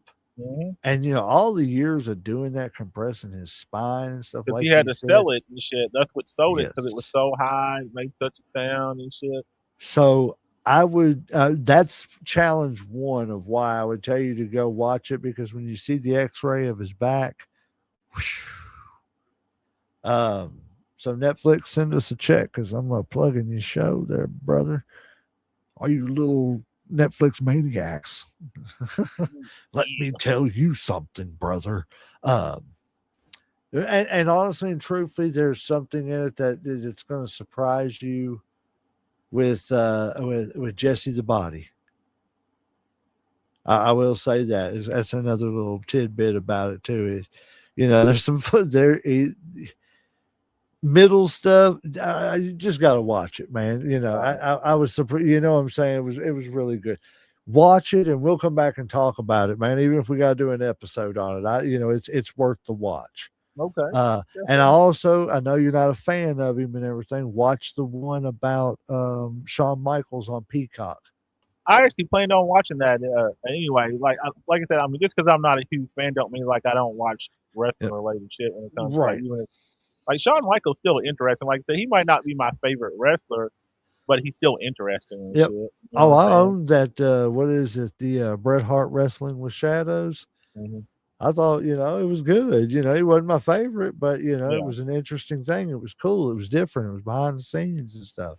That's like I've said before, I might not like Shawn Michaels, Tom Brady, and some of the other people you do, but I do respect what they do. I'm just Right. not a fan of them because of my Exactly. fandom to other places and other teams and other people. Right. I mean, like they said on other shows, and it's okay to be wrong, but you I know, think I said that first, honestly. fans, we still love Uncle Slam anyway, right? Come on, look, we got 4 people out there. Clap if you still love Uncle Slam. Tell him it's okay to be wrong. All right. So this is what's going to shock you, man. And I'm just honestly, and again, this is one reason why I say I hope what he said is true, but I hope what he said wasn't true as well when you hear this. Sorry, let me get a drink. My mouth was a little dry. You fine? So Hulk Hogan in his TNA days and his fentanyl regime. Now, I remember exactly what he said. He said 280 milligram pills in the morning. So 160 milligrams of fentanyl in the morning. he would put two 300 milligram patches on the inside of his knees and his legs. And then he would get 1,500 milligram lollipops. How was he feeling anything? And that was his fentanyl regimen. Yeah, he definitely should have stopped a lot fucking sooner. But I can understand being in that type of pain. You talking about back pain? Oh, That dude, shit's the it that goes shit's the even worst. worse. He was an android. What? Hulk was an android. What do you mean with an android? Okay, do you want me to just go ahead and tell you? And it won't be too much of a shock I All mean, right, yeah. when you hear it in the thing, it's not a big shock when you see All right, the. go ahead. So he had like this little device. It was like a box put in his lower back Uh-huh. that like shocks his back and his spine so that like he feels the shock instead of the pain. Yeah, dude. That's how jacked up his back was, man. What? Hold on. Yeah, Hold on. So he had something implanted that would shock his back? Like, was it supposed to stop the spasms? Was it just I like, guess I like, don't know. It was supposed to like do Mr. something where it would like when the pain would start to set in because the pain was so extreme Uh-huh. that it would shock him so that he would feel the pain of the shock instead of the pain of what he was feeling because the pain of the shock was less. Damn. That's like I ain't never heard crazy. that shit before, but I like you don't said, I don't be in that shape, man. wow. If that's true, I won't be in that shape. Taking You two know. 80s, then fucking putting patches on your fucking knees, and Okay, then I looked this up. I am not even gonna lie. I don't have the exact number. I uh, looked it up at work. If that okay, if that is like his 1 week regimen yeah. of fentanyl, that's over 9,700 milligrams of fentanyl a week.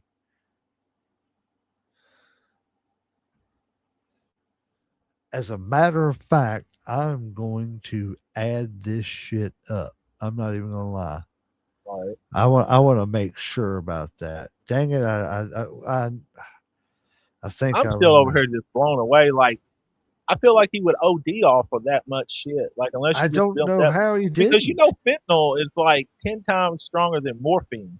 Right, and that's what I'm saying. He's the Ric Flair. So what do you say? 6 times 1,500 milligrams, right?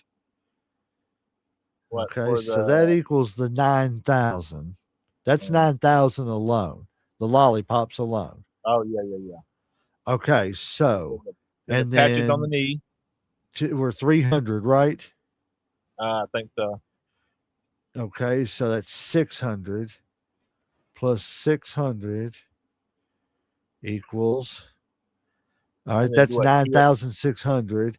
And then 280 milligrams Yep. in the morning. So that's 160.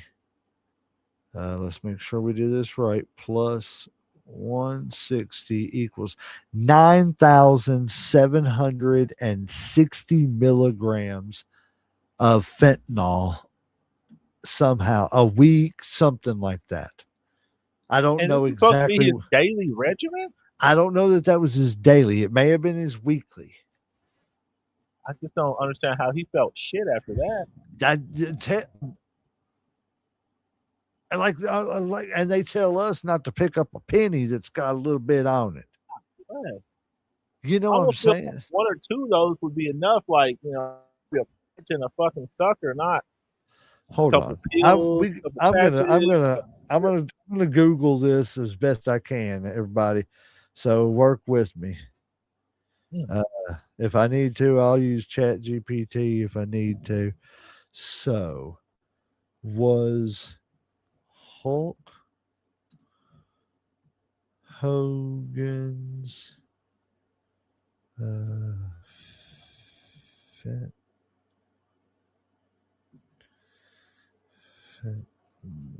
fentanyl regimen. It says, was Hulk Hogan's fentanyl regimen good or bad? Was that good or was that bad? I think it was probably pretty bad. Regimen. Weekly or daily. Let's see. There we go. There we go. Always glad to help a friend.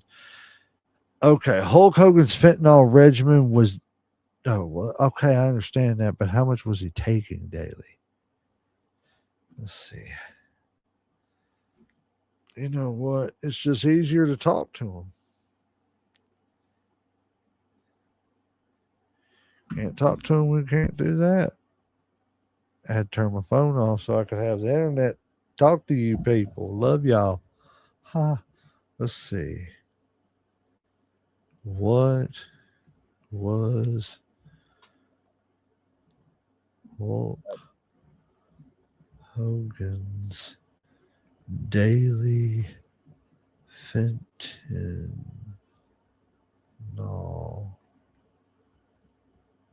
use? It said doctors said in 2009 he was taking more fentanyl than they had ever seen a human consume. Good Lord. Said he was using high doses of pills, patches, and lollipops to manage the pain. Saying one pharmacist warned the amount to be deadly. I'm just wondering how much he was taking daily. Because, see, it's giving me the same thing right here, too. But it's not telling me if it's daily or.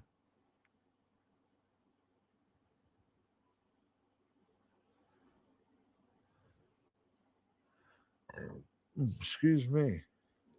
But even at I that. didn't know he had multiple back surgeries either. That was probably. Oh, he was all jacked up, man. That would explain a lot right there. I'm sure. Yeah. But see, I mean, okay, the fact of whether or not this is daily, weekly, hourly, whatever, is not the fact. It's alarming any way you put it. You know what I'm saying? Just plain and simple. So it's like, wow. Okay, so yeah, man, guys, always. I don't know how many people out there, addiction and stuff has affected people. I know it's getting off subject, but that's some bad stuff right there. And I'm not saying he didn't have to do it and everything. I don't know. But man, if you're addicted to stuff, man, do what you can to try to get off of it. It just ain't funny. Addiction affects too many people. It's just horrible. And if you can reach out, if you can't, hey, message us. We'll help you get somewhere if we can. I'll make phone calls or whatever I can do and everything. I'm sure I'm gonna slam and help out anybody help out. I'll play too many friends for this shit. So yeah, I'll do whatever I can to try to help somebody. That's it. We just But yeah, I mean, it's terrible. So yeah, I don't know. I know everybody's had probably somebody that's addiction is affected in some way, shape, or form. So yeah, if we can do anything, please reach out. But anyways, let's try to move on to some happier times and stuff and everything. Last little bit I got and everything is what we've been trying to hit on for a while. So we hit on it with Ace. So Nick Khan came out and said some of the complaints in WWE's personalized fan service are, I don't like the match. You guys are pieces of crap. And I go, okay, I got it. Some are, hey, we had an obstructed view. Okay, we'll have you come to our next show. People are allowed to complain, but we don't adjust our business based on complaints. We adjust based on ratings, revenue, and relevance. So we touched on it with Ace Carmichael. I mean, is that me or is that you or is that him just saying we don't give a shit what fans want? We don't care about the fans. And we are going to just basically do what we got to do, whatever brings money. You like it, don't like it. Yeah, that's basically what they're saying. They're basically just said, look, as a business, we don't care about our consumers' needs, wants, and what they care about. We care about our bottom line, our revenue. If you have a problem with it, tough kitty said the kitty. That's your problem, not ours. So we're not changing. So either you change or you're screwed. I That's, agree. I mean, in the nicest possible way. And it really wasn't that nice. He basically said, "I don't give a fuck. I don't give a fuck." That's exactly what he said. I don't care about what the fans think. I don't care what they want. I don't care. We do not care. Period. Yeah, like we Big, do not big care. period right at the end. And I think that's gonna come back and bite them in the fucking ass and shit. Like I said, you can only shit on your fans so much. And once people start leaving, they're not coming back. Once people start going to TNA, they're not coming back. Once they go to AEW, they're not coming back.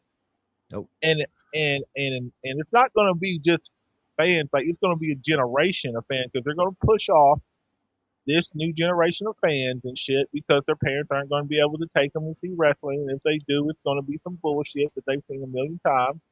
And they're not going to be able to keep up with all the matches because you got to have 5 channels or all these different subscriptions just to watch this shit. They're going to lose a whole fucking generation. And they're Okay. talking about it's going to cost them money, but they're not Hold going to that. give a shit. Hold that thought real quick. Hold that thought real quick because I got something to pull up here for you.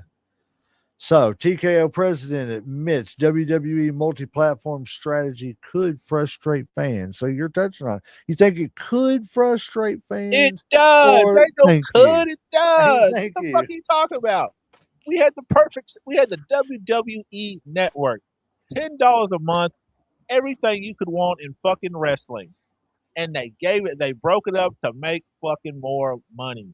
Plain and simple. That's exactly what the fuck it is. Yep, that's Like, exactly what man, don't piss on my head and call it rain and shit. I know what the fuck it is. Like, it's a money grab. Plain and simple. shit on a plate and tell me I'm eating a T-bone. Yeah, exactly. Because and it's only in America. Like they don't do that same shit when it comes to out of the United States. When you step into Canada, Germany, France, England, everything's on fucking Netflix. You're not paying extra. You don't have to look 5 different spots to hit one fucking spot. Now, why is that? Because they know Americans will pay more because we're their biggest consumers. Now, once people stop saying or start saying, "Fuck you," I'm not paying for this shit. Ratings drop, merchandising, attendance drop, then they'll start giving a shit. But by then, they're going to already got their money back in their investment, and like we said, they're going to end up selling WWE off, probably for a loss to Vince and some Saudis or some hedge fund, and then God knows what's going to happen. Now, if Vince gets it back, I think it'll go back to being half decent because he cares about what fans want. If But Vince gets back, it'll go privately owned again. Yeah. But if some other corporate entity gets it or whatever, it's going to be dog shit. Like I said, what we're seeing right now is the same shit that happened with WCW. Dude, you Corporate just came read my in. mind. You just read my mind. I was sitting here Corporate thinking came that in exact thing. and did what? Ratings jumped for a little bit, and then they took creative control, and they didn't listen to the people that knew what the fuck to do. They did what they thought because, oh, I know better. Even though you don't know shit about wrestling. You're talking about people that have lived and breathed wrestling their whole fucking life. And now People that like you're Paul going Heyman down and that Vince McMahon, avenue, but you think some fucker in a suit with the NBA knows more than these people do? Get the fuck out of here! Like I'm not saying they're not smart people, but when it comes to fucking wrestling's not like every other fucking business.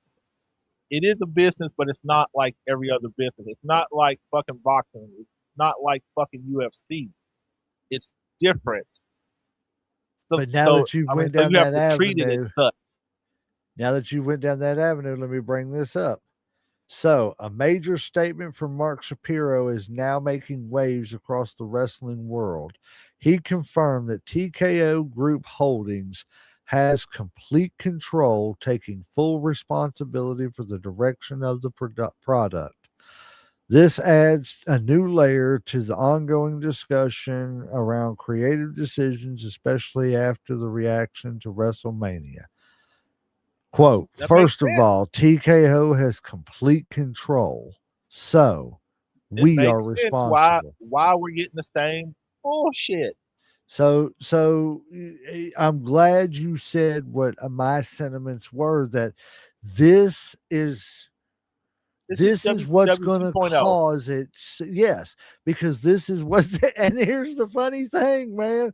Vince is going to be there to catch it both times. Exactly. He's gonna buy the scraps up just like he did last time. I know it. He's going to buy it all back up. It's stupid, man. I'm like, but you know what? Honestly and truthfully, I think that Vince did this on purpose. I think Vince got into the fact that it was corporate structure or publicly traded, and ended up not liking it. Yeah, like I don't think it was the public as much as it's when he basically sold his share to TKO, and he wasn't in charge anymore. Like he didn't have the Well, no, final no, no, say. no, no, no, no, no. I'm just saying. I know. See, I don't even think he liked it whenever it was publicly You don't traded, think because so? no, because I think he liked the money, and Oh, well, of course. I think that was all cool and good and everything. And as a smart businessman, you take the money, but I don't think he liked the fact that the corporate structure like that, because he really wasn't completely in control. Because Well, yeah. I if mean, he that screwed I up, can they agree could with. always take.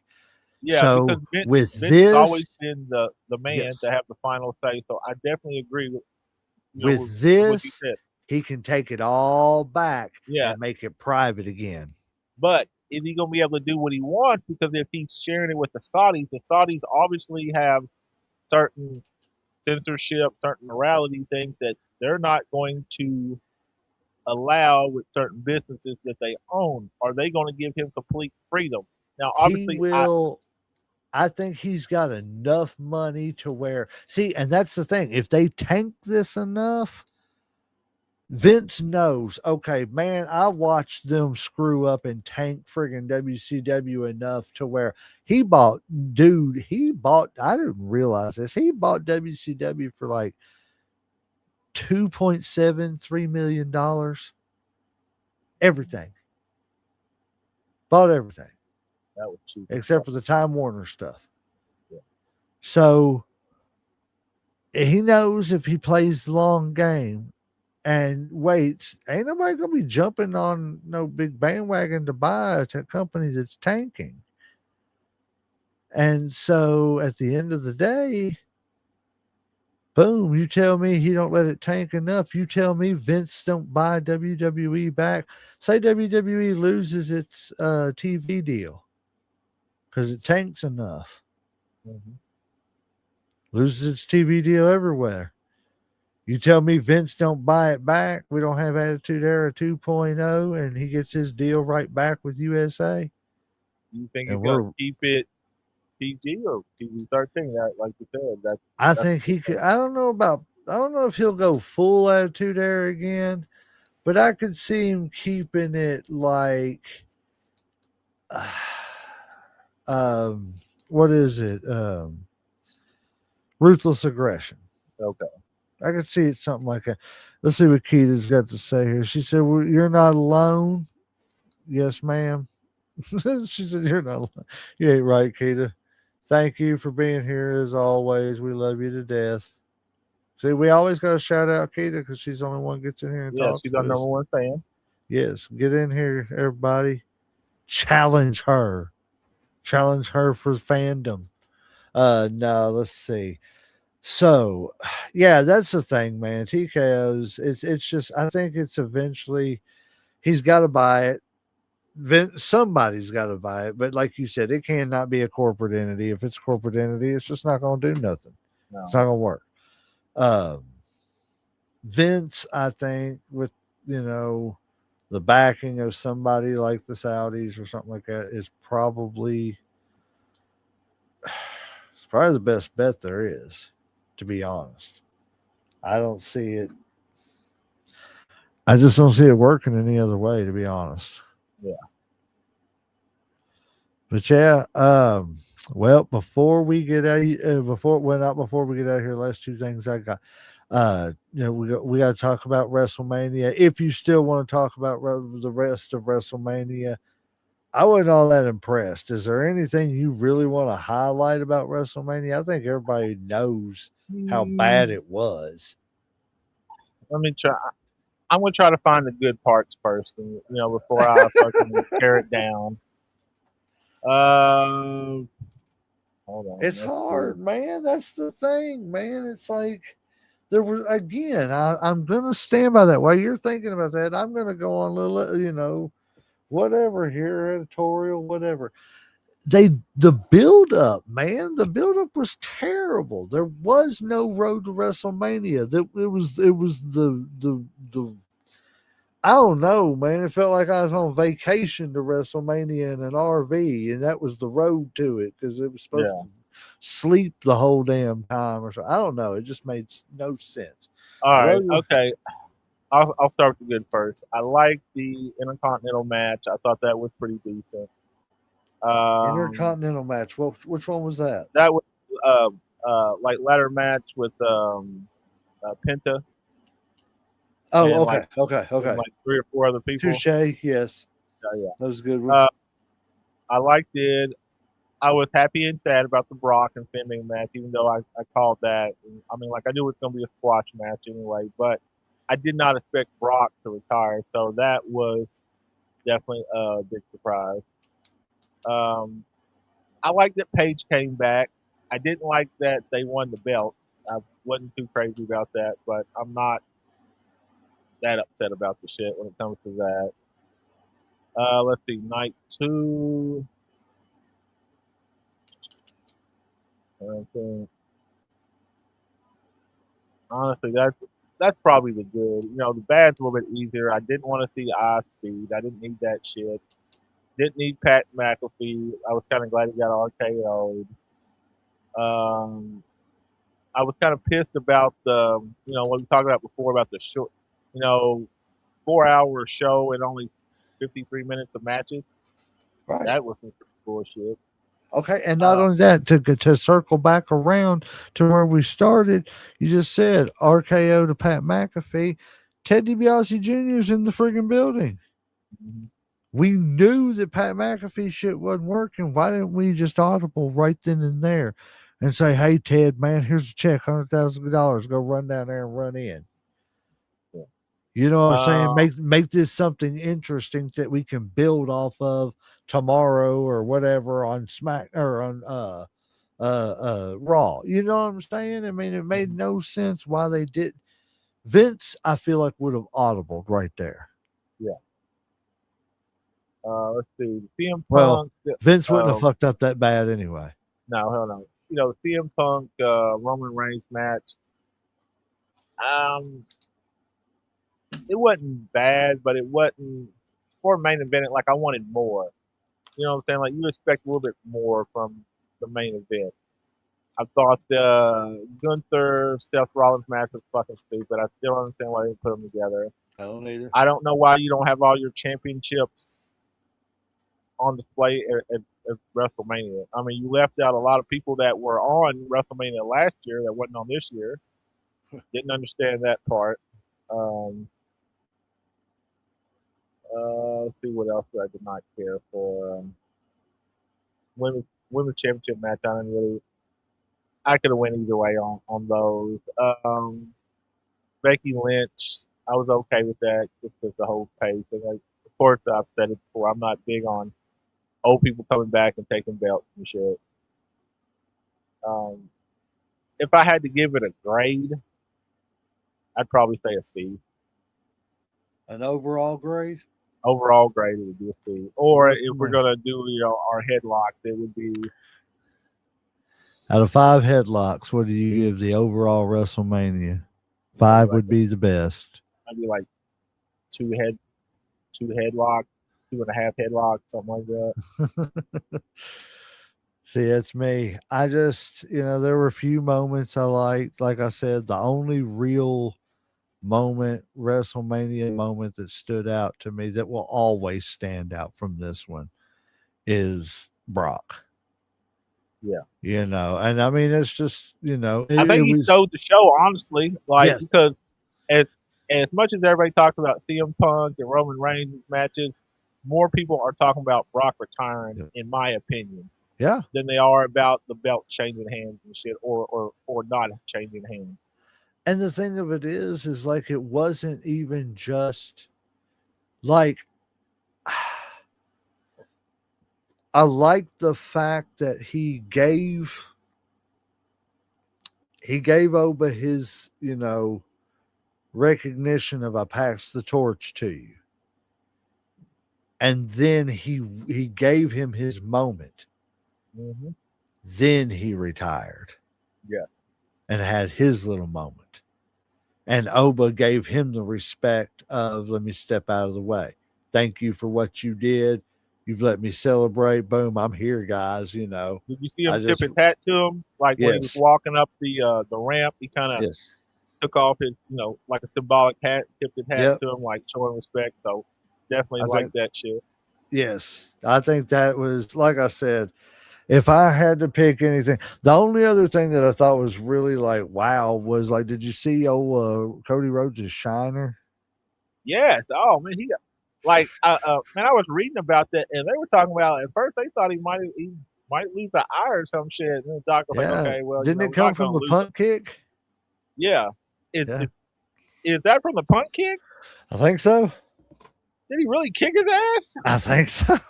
God damn, Mentor. man. I know, like I said, I saw him on Raw, and I was like, damn, he looked like he got his ass beat. It's crazy. Well, Uncle Slam, other than these last couple of little things, you got anything else you want to talk about? Oh, not really. And guys, we need a couple comments. Nobody in the comments, real quick before we get off here. Keita, since you're the main person in the comments, we need your opinion. Uncle Slam, he needs to keep he needs to get him a smoker's jacket, don't he? Little pipe. Put him a little pipe in his mouth, get a little smoker's jacket. That way he can be a true Uncle Slam, Get a sit gold back chain so and y'all can see it. The there you dangle right go. here. There you go, man. Hey, play into it. Everybody's favorite Yeah. uncle. But yeah, so we got some good news to report. We reported it on our last show with All In Ace Carmichael. If you haven't seen it, go check it out. We were live at 8 with him. Great guy. Cannot wait to have him back. He is going to try to join us for some of our Four Horsemen podcasts where we are deciding the world heavyweight champion, greatest world heavyweight champion of all time. And that's the thing I was telling Uncle Slam earlier is like, I really like that idea because we've got a lot of guys who watched a lot of wrestling. You know what I'm saying? We got some pretty good intelligence about it and stuff and everything, but ain't one of us ever took a clothesline or a flat back bump or anything. You know what I'm saying? I mean, I think I'm probably ahead of Uncle Slam, and the only thing I've done is step foot in a ring. Yeah. I don't know if you've ever stepped into a ring, Uncle I ain't even Slam, done but that. So we'll see if you still got one on me. if you get to EWA early or stay late enough one time and you ask Adrian, you can tie me, brother. You can. Oh, That was a challenge. No, challenge. but Challenge accepted. yes. Well, as far as EWA goes, I'm very happy to hear this because I love seeing the fact that they are succeeding. EWA is doing its own little brand split from what I can tell. I haven't really confirmed this through anything, but it's what it's looking like and everything. So in Danville, they are going to have Ignition, which is going to be kind of like the Red brand. May 9th, 2026, 7 p.m., Jenny Rogers Elementary Community Center, as always. That is actually coming up here in a couple weeks. What day is that? May 9th. Okay. Let's see. That is, let's see, it's not this. But yeah, that's 2 weeks, I believe, from this Friday, is it? Nope, it's a Saturday. Okay. And then, but yeah, and then they're doing their blue brand, which is Pulse. And I don't know if I said it, but the red brand is called Ignition, and their blue brand is going to be Pulse. And that's going to be at the Telford YMCA in Richmond, Kentucky on May 16th, 2026. It doesn't say a bell time or anything like that. So go online and check it out, ewa.com. Check out their Facebook, everything. They're a wonderful company. Love watching them. And this is kind of really awesome because it makes it to where, yeah, we got like different stuff to report on now. You know what I mean? It's like it's really pretty cool, man. It really is. See, you report on 3, I report on 3. Now we're gonna have to add a 4th to each of them, man. Oh shit. We're gonna have to each keep up with Ignition, each keep up with Pulse and everything. But yeah, man, y'all go check them out. They are awesome. Ignition in Danville, Pulse in Richmond. They are awesome. It's an awesome company. Check them out. Give them love. Uncle Slam, you got anything else, brother? No, sir. I'm tapped out, man. We've been running late tonight. Shit. I know it, man. I know it. I'm telling you, man. Like this is these crazy ass. But it was WrestleMania, so I mean, it's kind of to be expected. You know what I'm saying? That's the biggest event of the year as far as wrestling. So I agree. Yeah, man, I don't have anything else. And until next weekend, if he's tapped out, the referees hit that 3 count. So we are going. And unlike the WWE and other wrestling promotions now, even if he's tapped out, the arm's got to drop 3 times. yes, finally, somebody else agree with me. The arm's got one thing we agree on. Yes, man. Where is that? Builds the drop. Come on, man. Give me the, everybody could hook up at that point. You know what I'm saying? You can always. Some people's was weak, some people's was good, but at the end of the day, you could still, everybody could do it. But yeah, referees hit that 3 count, arms hit the 3 count. We are out of here. Ring that damn bell. We will see y'all next week.